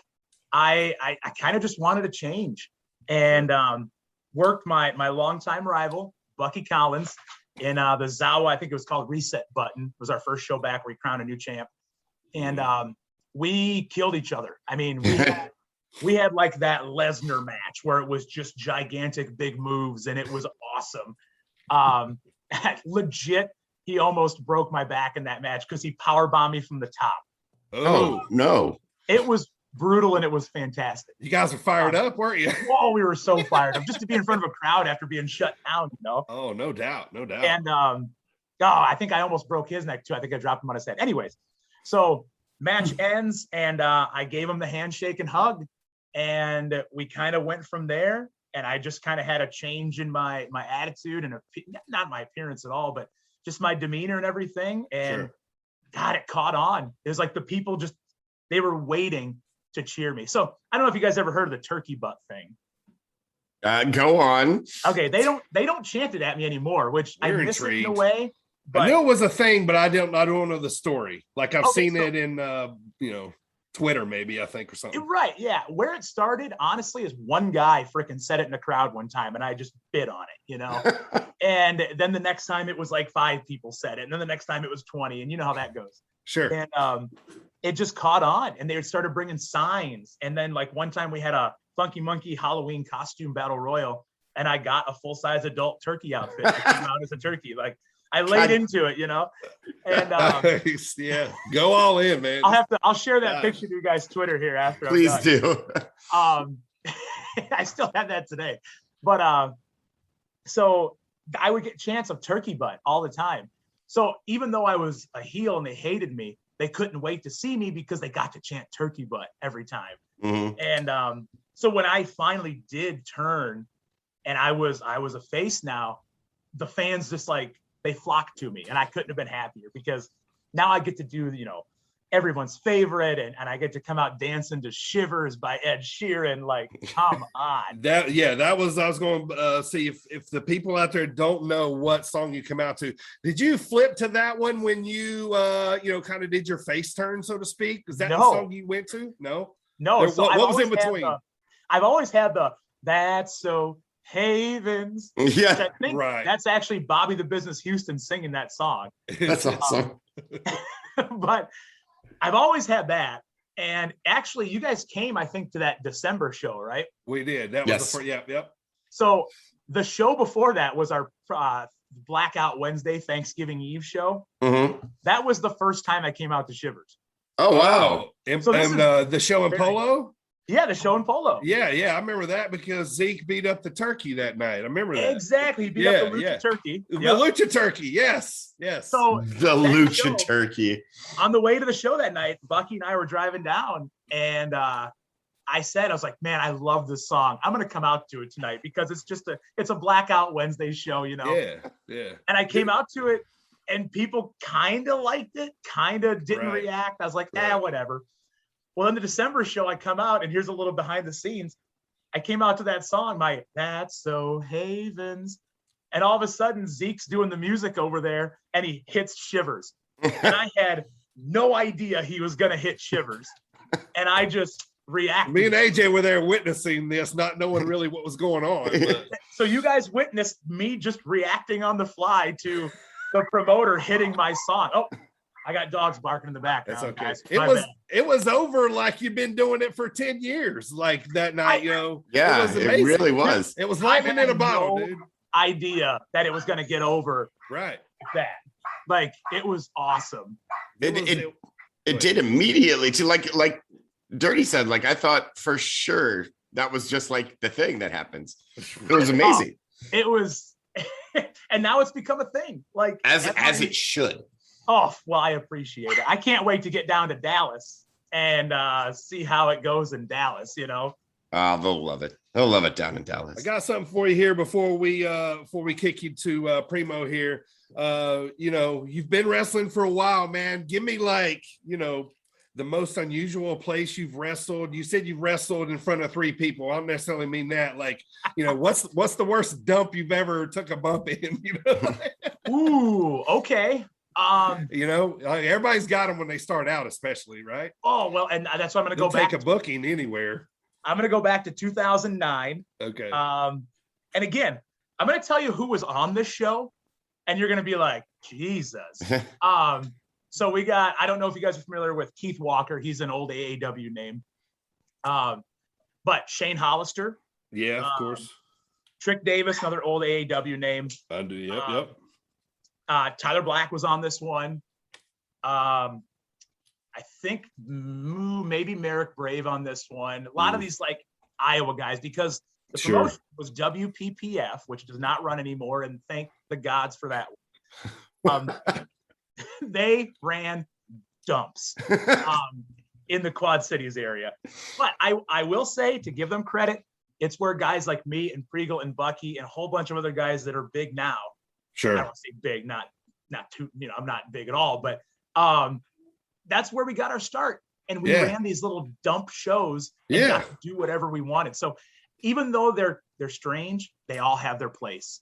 For sure. You got to cut your teeth somewhere, right? Right, exactly. So 2 quick stories on this promotion. One of them, the promoter forgot to promote. So I think I just spit out a little bit of my drink there. When you said that. Like literally, I did. Like, why would he remember to promote? Like, I mean, he forgot his job title, right? He calls on that every now and then. So he forgot to promote. He's got probably about 15 guys that are there, ready to wrestle.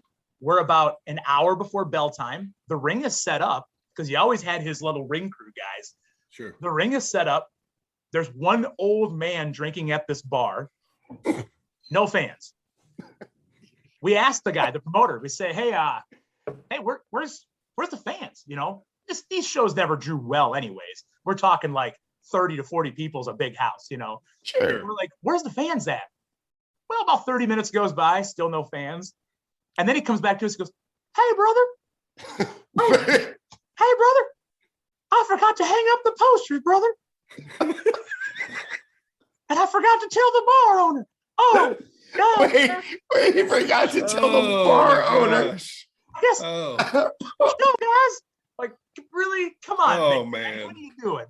So, yes, the guy's name's Big Daddy. Of course it is. Of course it is. What else could it possibly be? About half of our crew, there was another promotion running the town across the Mississippi in Iowa. Mm-hmm. So half our crew went to that card and just told the wrestlers on that card from the crowd. Oh my gosh, that's great. So that's the one. The other one, the ring never showed up. No.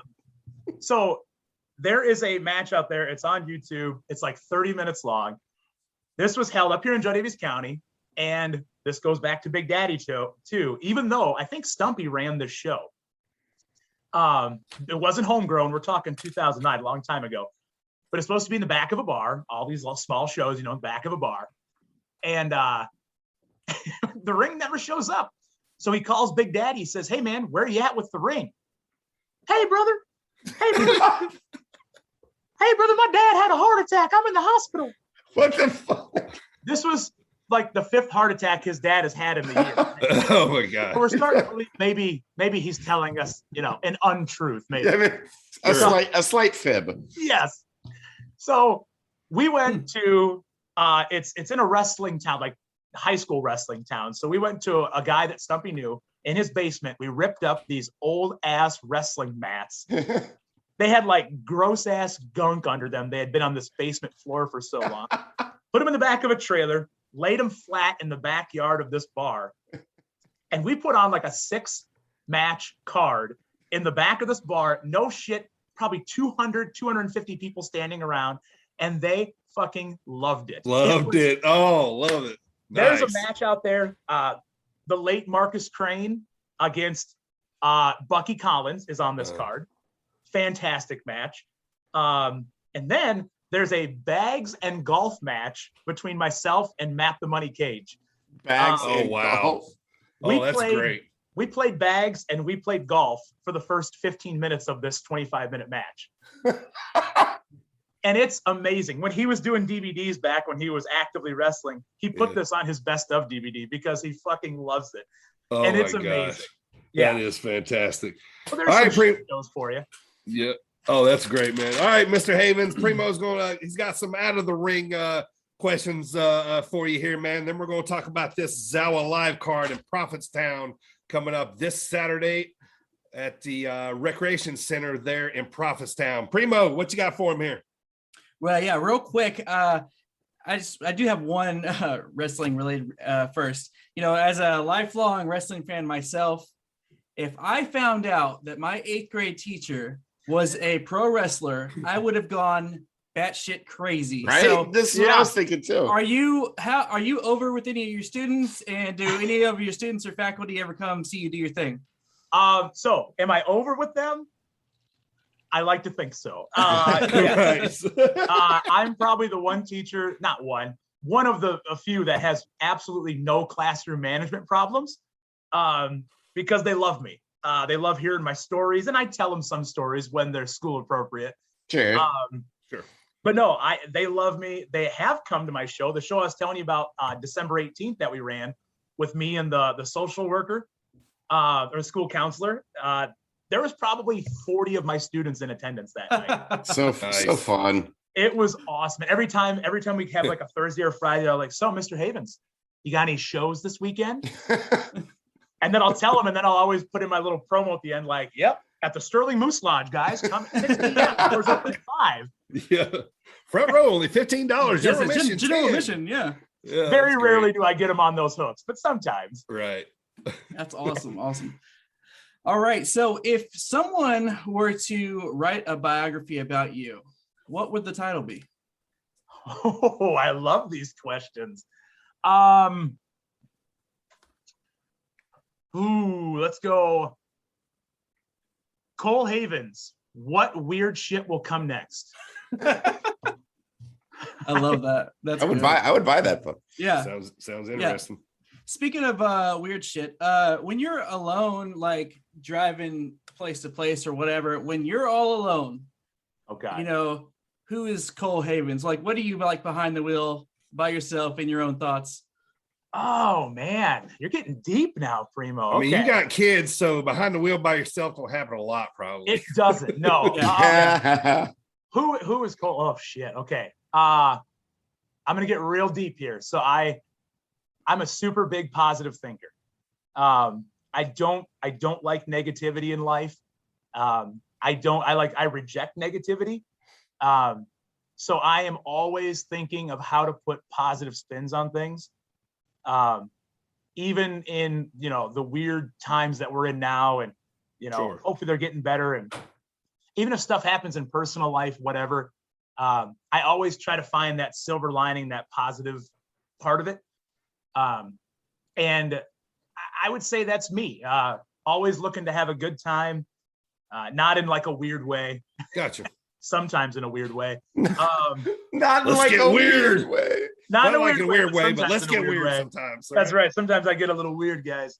That's what wrestling's for, so you can be weird and it's okay. Express that weirdness. That's why I can't give it up. Right. No, always trying to be positive and be a positive impact on whatever I'm doing.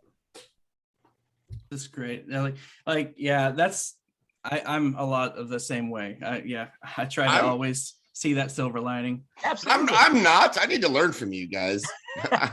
I'm like Captain Negativity all the time. They're both assholes. Don't let them fool you, Mr. Havens. Glad you said it. My God. Yeah. You guys are assholes. And we have a long-standing question here on the show.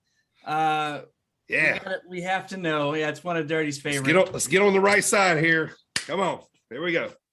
Bruce Lee or Chuck Norris? Oh, is that even a question? Chuck Norris. No! Chuck Norris. Incorrect. Yes. No. Where the Rangers gonna be. Incorrect answer. Thank you so much. And now I have people that don't like me anymore. I appreciate it. Well, I had. Let me tell you something. I had faith in you, Mr. Havens, because I get the old man jokes a lot here, and you were probably maybe the closest one I've had to my age so far. So I thought maybe you would lean a little more towards the greatest martial artist to ever live.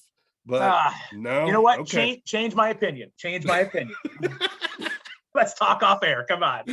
All right. Good deal. That's funny. All right. Everybody's done late night, Waffle House or IHOP. Well, out of these three, IHOP, Waffle House, or Denny's, what would your 1 a.m. go to? Ooh, so being up here in Northwest Illinois, I've never been to a Waffle House. I know we don't have Waffle Houses. How much of a tragedy is that? Right. Sucks. So I've got to just go IHOP or Denny's. And honestly, I've probably had that moons over my hammy a solid 20 times in my life. So Denny's number one. Awesome. Moons over my hammy. I'm from Texas. I live in Virginia now, and I still have never had Waffle House either. So Waffle House, get with the program. Yeah, it's an experience at the Waffle House. It is. Speaking of Waffle House, AJ's favorite question: pancakes or waffles? Ooh, shit. Okay, so I got to think about the way the syrup and the butter melt into those squares of the waffles, as opposed to run off the sides of the pancakes. Yeah, that's always the argument. But I think you can't go wrong with a freshly made Belgian waffle, guys. Oh, good night, AJ. See you later, buddy. Shit. I agree. Oh shit. Yeah. It's the crispiness, right? It's the crispy and the pockets that holds the syrup. You know, all that good gooey goodness. Oh my God. Yeah. Sorry, AJ. That's right. I walked off. I will never get a pancake person. You're all wrong. I don't know if we've ever gotten any pancake people. Y'all, because everyone that we interview and you two are a bunch of heathens. All of you. And pancakes sit so heavy. Like you eat them and you're like, God, I just want to go sit down all Sunday now. Yeah, that's why they're fantastic. I like to eat pancakes and then go for a nice jog. The best time to do that. I bet you do. Yeah. Go for a swim, you know. Something a little cardio. Never hurt anyone after a big pancake. You guys are wrong. If you were to be a superhero besides being a pro wrestler, what would be your superpower? Oh shit. Okay. So can I tweak your question a little bit? I'm just gonna tell you my favorite superhero, and then I'm gonna that's what I want to be. That's what I want to be, right? Yeah. Beast from X-Men. Oh, that's a good one.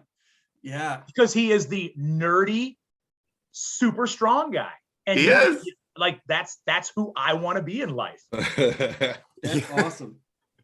I always loved Beast too because he's so well spoken and such a unique answer. I love it. Like I like his reading glasses. Like those always like he's thought about this or he's had this question before, one of the two, because that's very specific, or you really know that's who you want. That's your guy. Right. Yeah. Middle school, they ask me all the time. Havens. Sure. So you're great at literature. How are you with math? Are you good with math too? It's actually my favorite subject. I just happen to teach literature. Yeah. Right. I always thought about that. I love math as well. And I am in security type business, but if I ever were to become a teacher, that's what I always thought. Oh yeah. Algebra is where it's at. Yeah, for sure. Exactly. Yep. All right. Last one I got here. How many sweaters do you own? Hoodies don't count? No. All right. I'm gonna blow your mind here, guys.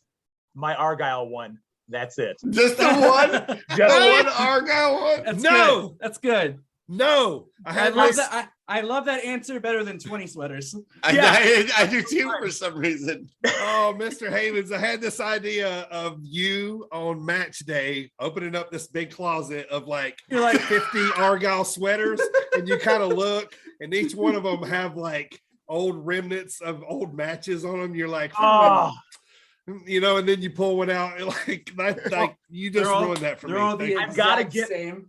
They're all the same. And you're still sitting there like, Right, yeah, they're all exact same. Yeah, exact same. Which one is it going to be? God, I need that now. I need that in my life. Thank you, guys. That's good stuff. You need at least another one. That's good. Thank you for answering my off-the-wall questions here. I'll pass you over to AJ, see what AJ's got for you. Now I just want to get you another Argyle sweater. When's your birthday? Well, it's coming up April 23rd, guys. We had a show in Dixon that night. Oh yeah, I'm an April guy too, man. Hell yeah. So is my daughter. Right. Someone might be getting another Argyle sweater just to keep the other one company, hanging in the closet. Wait a minute, who hangs their sweaters up? Yeah, right. Come on. Yeah, we're not again heathens. Probably people who eat they waffles. is this only a folding garment? Sweater is only a folding garment? I thought you hung them up too. Well, you hang them up is when you hang them up, they start to stretch down. Yeah, the shoulders. You fucking savages. I'm not a connoisseur of sweaters, so. Fun fact, I also used to work for a Nordstrom distribution center in the hanging department, and we never hung sweaters. Never. So, okay, so from the expert. Wow. Okay. I'm not saying expert, guys. I'm an expert. Before we talk about this Zawa card, Mr. Havens, let me ask you a couple quick questions here too. Who would you say is the most famous wrestler you have wrestled? Ooh, okay. Like at any point in their career. I'm gonna forget. If you wrestled Tyler, cool. You know what I mean? Like, yeah, right. I'm gonna forget somebody here, but I'm gonna give you 3 because they're the 3 that come to mind. Yeah. I mentioned Eugene from a couple years ago. Yeah.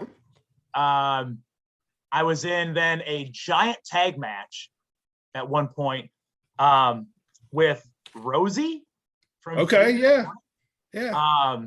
and Tracy Smothers in that match as well. So I would say those 3 come to mind.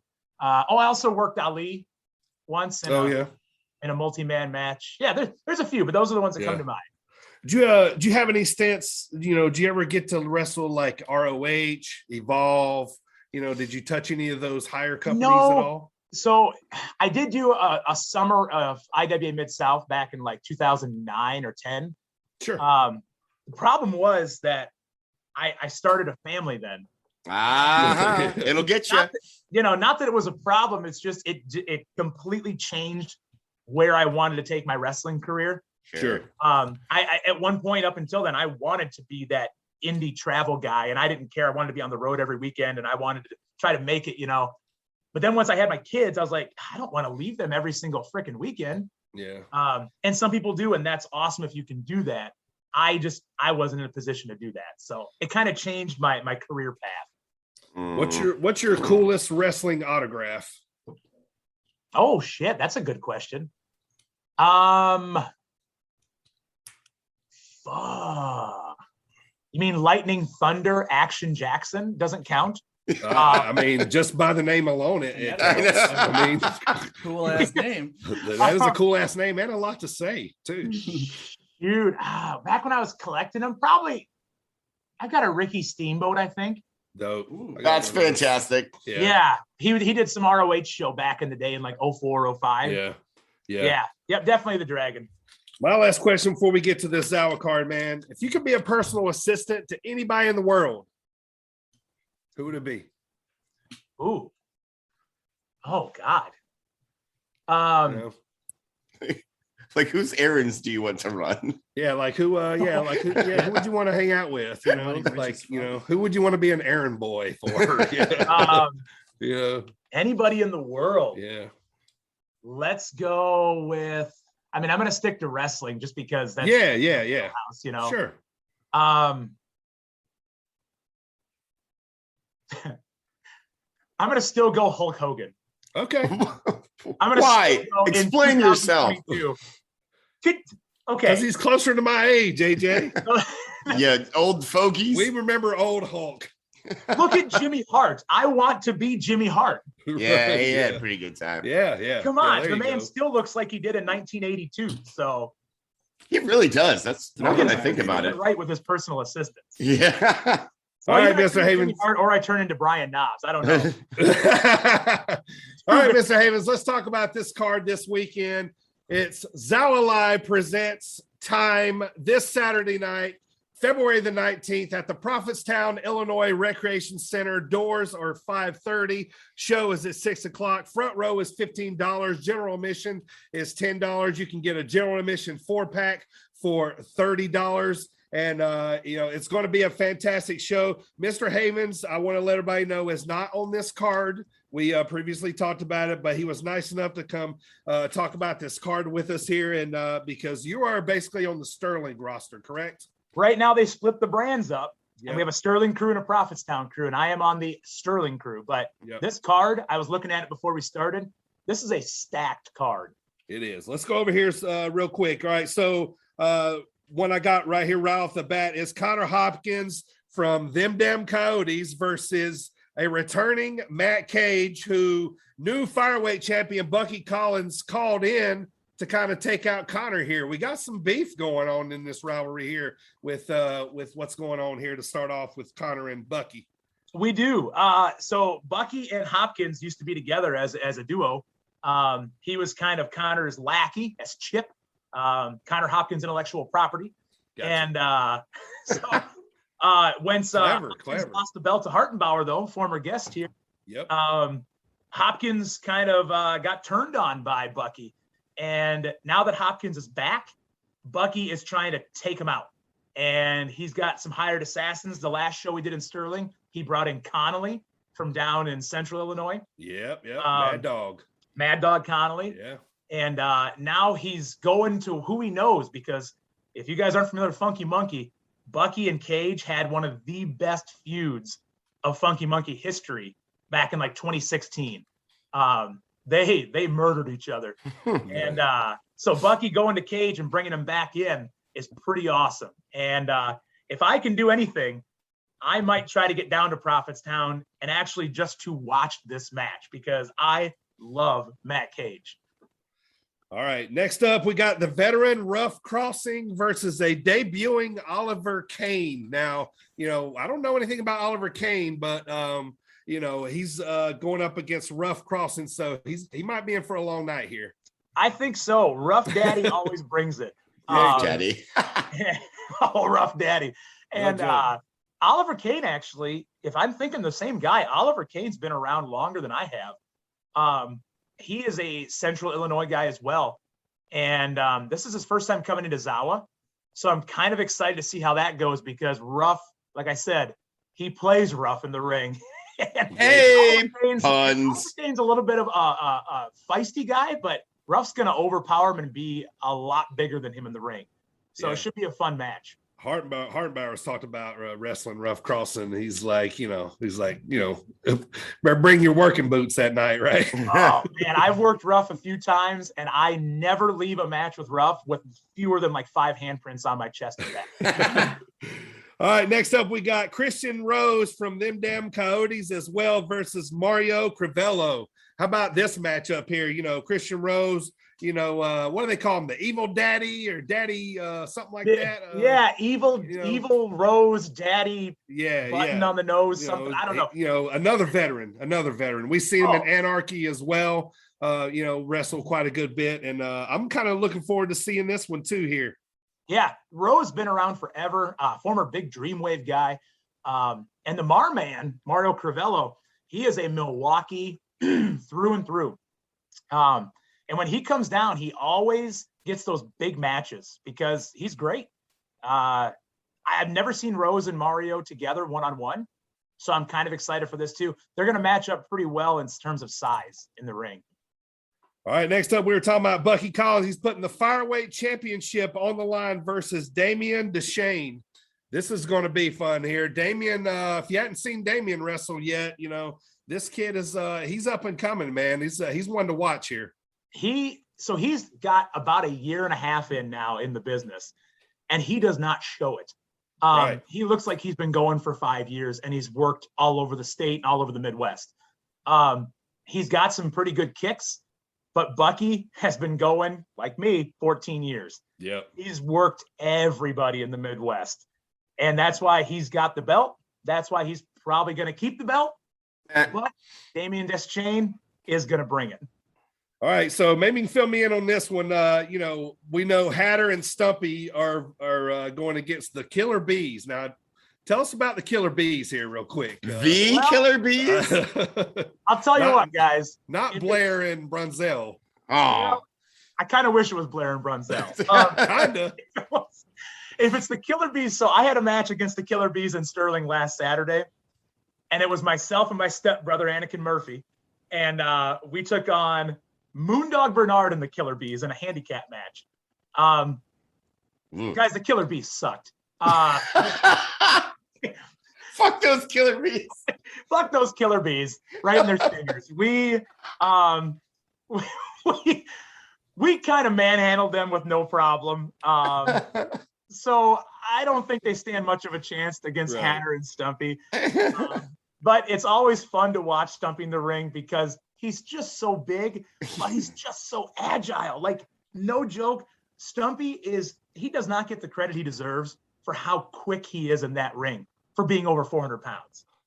Oh, I totally agree. He's a badass in there. That'll be a fun match to see how quickly a bee can be squashed. Yeah, it will. All right, let's get to the main event here. Hartenbauer, the Zawa Live champion, he's putting the title on the line versus Bailey with his newly acquired management, the Shane Show, which could end up being, the kind of X factor of this match. He's starting to want to get involved in matches here. And so Hartenbauer might have his hands full. I might have to do a little run in or something here. You might need to be ready. So Hartenbauer, hands down, my favorite guy in Zawa right now. And it's not because I drink those Mick Ultras with him. But love Hartenbauer. When he comes out, that crowd gets fired up. Yeah, and absolutely. He's just Hartenbauer. There's nothing fancy about him. It's just him being him. He's dominating in Zawa right now. But I will give Bailey Bright credit. He has turned around from one of my, and if Bailey listens to this, he's going to shit on me. One of my least favorite guys to watch in Zawa because he was just so stagnant for so long. He got this new mean attitude. He upped his game 1,000%. And he is phenomenal. He's also one of my favorite guys to watch in Zawa right now because of how good he's becoming. This match will be hard hitting. This match will be your strong style if you're into that. And it's going to be some big, big bumps in there. It's going to be fun. But Shane is going to be on the outside, so I do worry for Hartenbauer. Yeah, gotta keep that. Now, you said Anakin, your stepbrother. We've seen him wrestle, there before in Zawa, and we just seen he is wrestling at a card that me and AJ are going to in St. Louis Anarchy on March the 4th. He's on the card 4th. There, so yeah, he's Anakin is awesome. He is stepping up his game all over the state. He's getting in these promotions that have that visibility to him. I think in the next 5 years, he's gonna be far. But now we are tag teaming in Zawa as the Step Brothers, and it's awesome. It's a new take on what I can do as Mr. Havens in the ring. I love tag teaming too. The Step Brothers. What a great name too. Yeah. The Step Brothers. You got to see us, man. All right, so that is the show for this Saturday, February 19th. Get down to Prophetstown, Illinois, the Recreation Center there. The show's called Time. I'm going to be there. Hopefully, come down and meet me and AJ, hopefully, and we're going to give you some free merch down there. So I'm looking forward to getting down to Prophetstown there for this big show this weekend. So make sure you get down there. Look up Zawa Live. You can buy tickets through Venmo. You can buy tickets the day of the show. They are selling fast, and man, that's going to be a big show out there. And maybe with any luck, we will get to see Havens at the show in Prophetstown. I'm going to try. Watch that match with him. Oh, yeah. All right, Mr. Havens, let's have some fun, man. It's time to play cage match. So what we're going to do here to finish up the show is we'd like to play cage match with our guest. Well, today's match is going to be me versus AJ. So what it is Primo is going to come up with 10 wrestlers that he's going to send to each one of us. And in one word, we have to try to make Mr. Havens guess these as quick as possible. In the whoever does it in the fastest amount of time will win today's show. So Primo, who's going first here, me or AJ? We're gonna go with AJ. All right, AJ's going first. I'm going to send. He's going to set the standard here. Now, as soon as you get it, let me know, AJ. AJ's getting his 10. And who wants to bet how fast we abandon the rules like we always do? By the second one. Yep. Yeah. Oh yeah, absolutely. It's going to be by the second one. All right. You ready to go? No, I don't know. All right, let's go. Start the timer. Starting the timer now. Dead Man. Undertaker. Yeah, see that. DB, aren't you pissed off that you said that one? What's the name of the production company? You're right. The second one, we're gone. I know, right? Every time. I'm gonna skip that one for now. I'm gonna skip that one. The King. Jerry Lawler.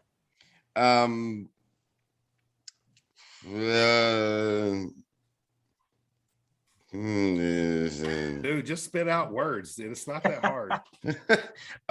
Boob job. Charlotte. Attitude Era. She is blonde. G Generation X. Fucking Vince McMahon's concubine. Oh, Trish Stratus. Hey, LSD. What? Spike Dudley. Bon Vivon. What the fuck? What? Uh-huh. He used to say that. Bon Vivon. Rene Dupree. Fuck yes. Yeah. Oh, yes. Wow. I don't even know how to do offers. I know. Shut up. Math. Oh, math. Math. Shane Douglas. Steroids, allegedly. Oh, Scott Steiner. Fuck yes. and then AEW. Sting. Oh, not AEW. Sorry, AAW. AAW. Danny Daniels. Eyebrow scar. I mean, he is in AEW also. I know. After I said that, I was like, oh shit. Okay. Oh shit. Give me more. Come on. Tank top. John Moxley. Dean Ambrose. No, but that also works. God damn it. Yeah, I got fucking King. LAX. LA, yeah. Homicide. Promo. Oh fuck. Shit. The King. Oh, Kingston. Yes. Yeah. Wait, which ones did I skip? The second and third one. Okay, the second one. Something Productions. Shattered Dreams Productions. Oh, Gold Dust. And then Elephant Mask. Elephant Mask. What the fuck? I don't know. Mastodon. Oh, we Vader? did this with Hartenbauer. I know we did. Yes, we did do it with Hartenbauer. We were calling it Elephant Mask. Hartenbauer's like, it's a mastodon. Elephant Mask. I told you I'm terrible at this. Look, That Primo, was so funny. I don't even need to know the time because I'm gonna blow it away, man. Oh, What are you talking about? You're working with me here. Don't give me too much credit. Come on. That was good. What was the time on that? Part 339. All right. I cannot believe you got Rene Dupree. That was a good yes. job. That I was was very surprised that when you put LSD, how quickly you thought something for Spike Dudley. I know. Oh, God. Little Spike Dudley, LSD. It took me 3 minutes and 19 seconds to get Eddie Kingston. Jesus. right. All right. I'm sending yours right now, DB. And let me know when you get it. I'll start the timer. Okay. All right. And I'm ready. go. Edge. Lita. Tag. Christian. Yep. Destination. Good one. X. Riot. Oh shit. Okay, pass. Handcuffs. Big Boss Man. Yes. Good. Heartbreak. Shawn Michaels. Yep. Prince. Prince Ali. Prince. Demon. Prince. Oh, Finn Balor. Yes. Jobber. Dwayne Gill. Dwayne Gill. Gilbert. Nope. Zack Ryder. Kurt Hawkins. Yes. I love Kurt Hawkins. Tyler. Seth Black. Rollins. Seth Rollins. Literally say his name. Yes. But he separated it, so it's fine. Okay, ECW. Mike Awesome. Faction. Yes. Shane Douglas. Color. Color. Yep. Oh shit. Razor Impression. BWO. Blue Meanie. Blue Meanie, yes, thank you. Okay, legs. That's a good one. Legs. AC Keeper. Legs. Yes. Easy. Sucker. Booker T. Yes. All right, back to the second one. Oh shit. Rancid. Yeah, Rancid. That's a good one. Female. As the band, not What was the the last stank. Not the smell. Female. Female. Women. Oh. Woman. Oh shit. Tattoos. Fucking oh shit. No. Ruby Soho? Yes. Oh shit. Oh, I'm gonna blow this away. Yeah, I seen this list and I was like, uh-oh. You know what? And I scanned through the whole list and I saw Kurt Hawkins and I'm like, I thought in that quick in my head, how am I going to get that one over? I don't know. But sorry, I didn't mean to call you a jobber, Kurt. Jobber. Yeah, Kurt Hawkins is good shit. Come on. I love Kurt. He is. Kurt Hawkins. I think he's fantastic. What do you call himself? The most professional wrestler now? The most professional wrestler. The most professional wrestler. Well, Mr. Havens, man, I hope you've had a good time. Your time, by the way, Dirty, was 3 minutes and 40 seconds. Yeah. Wait, what was my time? Yours was 3:39, AJ.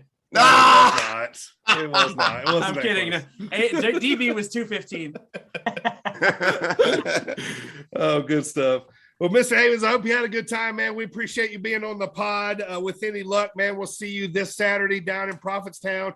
Looking forward to the card down there, man. Thanks for joining us today. You know, appreciate you taking time out of your busy work schedule. It is Super Bowl Sunday, man. Give me a pick. Who's winning the game tonight? Bengals. Going Bengals. Nice. I'm going Bengals. I'm going Rams. Primo. I'm also going Rams. I'm going Rams. AJ, Ever you going since Bengals? Bengals. Joe Burrow. I have a grudge with Burrow ever since he You went would. bye to the Longhorns in the fourth quarter. I love Burrow. I think he's going to have I think he's going to have a lot more Super Bowls, but I just want to see Stafford get this one and ride off into the sunset or something. But, man, we had a good time, man. Don't work too hard. Be careful shoveling that snow because you've got to wrestle, man. So, I appreciate it, guys. Nice out there. Bend with the knees, not with the back. That's right. Before we get out of here, make sure you go ahead, plug your socials, plug anything else you have going on that you'd like to promote. Oh, yeah. Quickly, on Twitter at Coach Havens. I've got Instagram. Still got the old Facebook, all that good stuff. But at Coach Havens for sure on Twitter. I also do a movie podcast with Bucky called the Review Podcast. You can find that on everything. So we are just as stupid as we are in the ring on the podcast. Nice. So I love it. I'm sure AJ's already hooked. He's probably downloading it right now already. That's exactly what I'm doing. We have a Patreon that we're doing.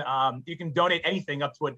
Started at $1, and we're reviewing WCW, Nitros, Thunders, and pay-per-view starting January 2000 all the way through.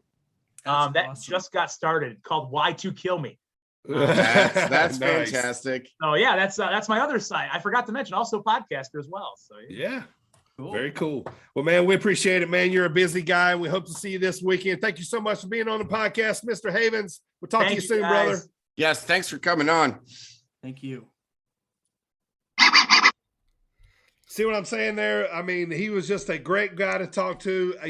I do wish it went longer because, I can't wait to see him here at a Zawa card here pretty soon. We're going to be at that card this Saturday night, man. So get out there. and enjoy a great show from Zawa Live Wrestling in Prophetstown, Illinois this Saturday night. And then, March 5th is the next show in Sterling. You can see Mr. Havens wrestle on that card. But, man, this was a really cool interview, was it not? Yes, it was. Just like getting, because when we went to the first Zawa show, like he came up to us and was like, immediately started engaging with us. I'm like, I can't wait to talk to this guy again. And yeah, he's awesome.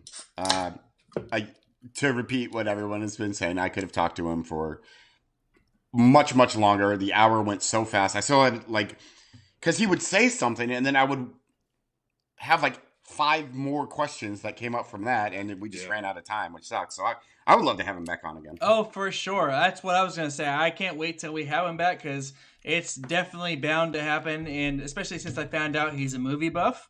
And we got to talk about movies. That reminds me, I'm going to plug this podcast really quick. It's called The Review, and it's a bunch of those guys. Bucky Collins is on it, Havens is on it, and it's those guys are hilarious. So check it out on anywhere where you can find our podcast. Also check out Review. It's just some goofy guys talking about and making fun of movies and just having a laugh. It's great. It's a great listen. All right, let's move on here. Let's get to this draft this week. We're going to just bolster our rosters here just a little bit. Today we're going to be picking 2 managers or valet, either which way you want to go, and 1 a faction from any time, any era, any time in wrestling you can choose from. So kind of just a little bit of fun here to add to our promotions here. So we don't have any factions, we don't have any managers or valets or Primos. GMs, right? You can say GMs too, right? Yeah, you say GMs too. Yeah, you can use GMs. Yeah. So we're gonna make 3 total picks here for today's round. Primo's starting off here with his pretty good wrestling promotion here. Pretty Primo, he's going to make the first pick. Are you going to go with faction first? So for the first pick of the general manager valet faction draft. The pretty good wrestling promotion will draft someone who can double as both a GM or a manager or, an advocate.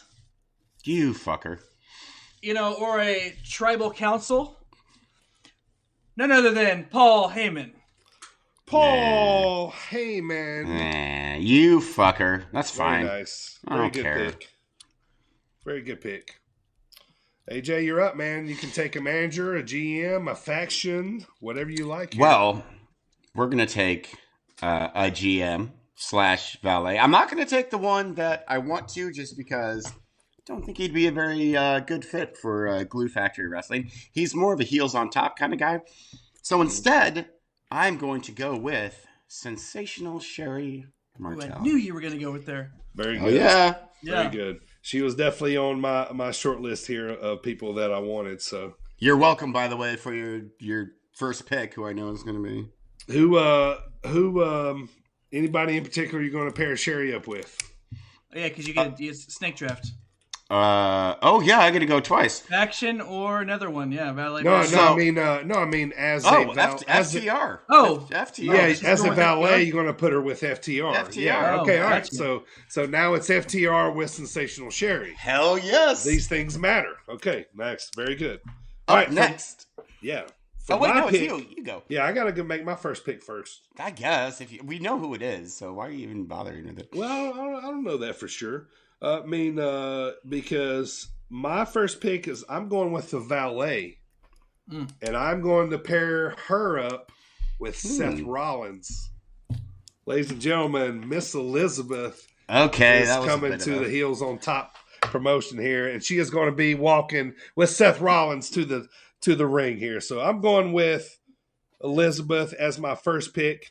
My second pick, I'm going with then we'll go with my faction here. I don't think it's really hard. I'm going to take the 4 Horsemen. Yeah, I knew you were going to do that. Yeah. That was so, easy. So that was easy. I'm going to take the Four Horsemen as my faction. AJ, you're up next, man. I am also going to take my faction now. Primo, would you like to know who it is? We're going to go with the original Shield. Okay. Very cool. That was on. They were on my radar. Nice. So, just to recap, we have the pretty good wrestling promotion with their GM/manager Paul Heyman. Then up after that, we had Glue Factory Wrestling taking Sensational Sherry. Right after that, Heels on Top took Miss Elizabeth. Oh, by the way, Sensational Sherry will be valeting FTR. And Miss Elizabeth will be valeting Seth Rollins at the HOT Heels on Top promotion, as well as you'll see the faction there of the Four Horsemen, correct? Correct. Which iteration, though? Do you have to specify? No, because if somebody picks NWO, like that could be 1,000 different iterations. So okay, So this is just as a whole. Okay. Yep. You're putting the legacy of this faction. I gotcha. Yeah. Well, that changes my third pick then. So yeah, the faction that Glue Factory picked was the Shield, and I gotta say the pretty good wrestling promotion will be selecting their faction at this time. You gotta go with Evolution. Seems fine. We'll have, the 16-time Nature Boy, obviously. Apparently me and Old Dirty are sharing him. I'm the only one who doesn't want Nature Boy, apparently. Batista, Randy. We don't allow helicopters at our place, so Randy, Triple H, and Batista. Like that's an awesome lineup there. All world champions. So now we all got our factions now. Yeah, we got our factions. My second person, I said earlier, Paul Heyman can be a manager or a GM. Well, in my capacity, he will be a manager because my GM will be my third and final pick of this draft, the pretty good wrestling promotion. I don't know if I can do this, but I'm going to. Sheriff Stone Cold. Yeah, these are just for fun, so yeah, you can do whatever you want. Yeah. Sheriff Stone Cold. I like it. Yeah. I like that a lot, actually. Yeah. All right, AJ, who you got for your last pick, brother? So we're doing 1, 1, and 1, right? Yep. Mm-hmm. So for my GM, since we have Valet and Faction, one of my favorites of all time. See if you can you get? I say his name all the time. Hulk Hogan. We are going to take the genius of glory and renown, Lanny. Very cool, Lanny. So that leaves me with my final pick. I mean, this guy, he's had a bunch of different roles, man. I'll take him just for tag team purposes because he'd always come out and say, "Let's make this match a tag team match." Oh, boom! Not even on my list. We're going GM Teddy Long for the Heels on Top promotion. So I took Teddy Long. I took Elizabeth and the Four Horsemen. Primo. Who's your three again? Pretty good wrestling promotion took Paul Heyman as our manager. By the way, Paul Heyman is the advocate for Brock Lesnar, who is also in my promotion. I was assuming that would be where you go. And our GM is Sheriff Steve Austin. Very cool. And also from that time period, my faction is Evolution. All right, so that's going to conclude the draft for this week. But I've got to talk about AJ's. AJ, tell me your three real quick. We have as valet for FTR, Sensational Sherry Martel. Yeah. Faction is the Shield. And my GM, who I'm not sure who I'm going to put him with yet, is the Genius. All right. So next month we're getting down to the nitty gritty here. We only got basically 2 drafts left. We're going to draft a champions draft in March, and then in April we're going to have a final fill of the roster draft. So for that champions draft next month, you're going to be able to draft 3 champions, but they can't be owned in any way or another by any other promotion. Like I can't have like if Ric Flair won a title, I couldn't use him because he's in Evolution, or you know what I mean, like that kind of stuff. So basically, we'll be picking 3 champions from all over the world. I'm kind of thinking of making a few exceptions on or exemptions or whatever, but we'll see how that one plays out. But good draft there, boys. That's going to be fun here when we finally put this thing all together here in a couple months. So. All right, time to close the show, AJ. Where can you get the Sit Down Marks podcast, brother? All the places. Spotify, and Apple Music, and okay, here we go. Spotify, Apple Music, Spotify, Apple Podcast, Amazon Music, Stitcher, iHeartRadio, Google Podcast, all the other ones. Plus, before the number 1.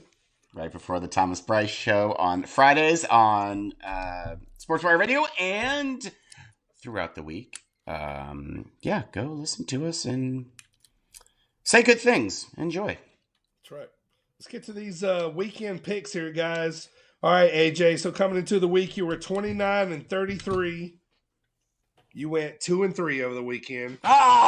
Yeah, I got the important one right, though. You got the important one right. Yep, our boy Brian Battle pulled it out. Yeah. You got him, and so you got that one right. So that'll bring you to 31-36. Let's get some more picks in here, man. Let's start really quick. I would like to say that I actually watched the Brian Battle. Nice. Thank you. Yeah, I'm not an MMA guy, but I'm like, I got to support our boy. Yeah, I had us on the edge of the seat, man. I wasn't able to make it to Vegas, and I'll tell you why later. Let's get these picks here, AJ. We got Buckley versus Al Hassan. Al Hassan. We got Moda versus Miller. Miller. Porter versus, I think it's Bavdo. Porter. Marquez versus Dawkins. Dawkins. And in the main event, we got Walker versus Hill. These are all men's matches, by the way. Hill, like H-E-E-L? H-I-L-L. We'll go with him. All right. So I meant to tell you too, AJ, one of your losses was your Harris guy. He got smoked. Us Harrises are not known for our MMA fighting prowess. Your lovers? Yeah, we're more schmoozy and good with the old words, contrary to what you might have heard on this podcast. more verbal than physical. You Harris brothers are, is what you're saying. We like to de-escalate. Right. Not, all right, Primo. Not escalate. Time to help out all the gamblers out there, man. Coming into the week in the MMA lock of the week, you were 6-3. You laid it on the line for our boy Brian Battle, going 1-0. So that brings you to 7-3, man. Who you like on this card for the weekend? Well, hate to break it to you, AJ, but you picked wrong. Fuck. Jamal Hill is not going to win that match because my boy Johnny Walker is going to kick him right in the head. What, his name is actually Johnny Walker? It is. Yes. Oh. Well, I still would have gone with Hill. All right. So that card is coming up this weekend on ESPN. Primo, give us a preview of what's going on next week, brother. Well, a preview of next week, Marks, is coming close. So, next week, Michael returns to the pod. Undead Michael. Undead Michael is right. He returns to the pod to help us wrap up February as we review our last Sunday Night Heat episode from July 25th. Happy birthday, Mom. 1999, where Triple H, the game version was born. We recap the Elimination Chamber, AEW, and Impact, and also we play Squared Circle questions. Join us. That was a very cultaholic kind of thing there. All right, guys. Join us. All right, let me tell you the story, okay?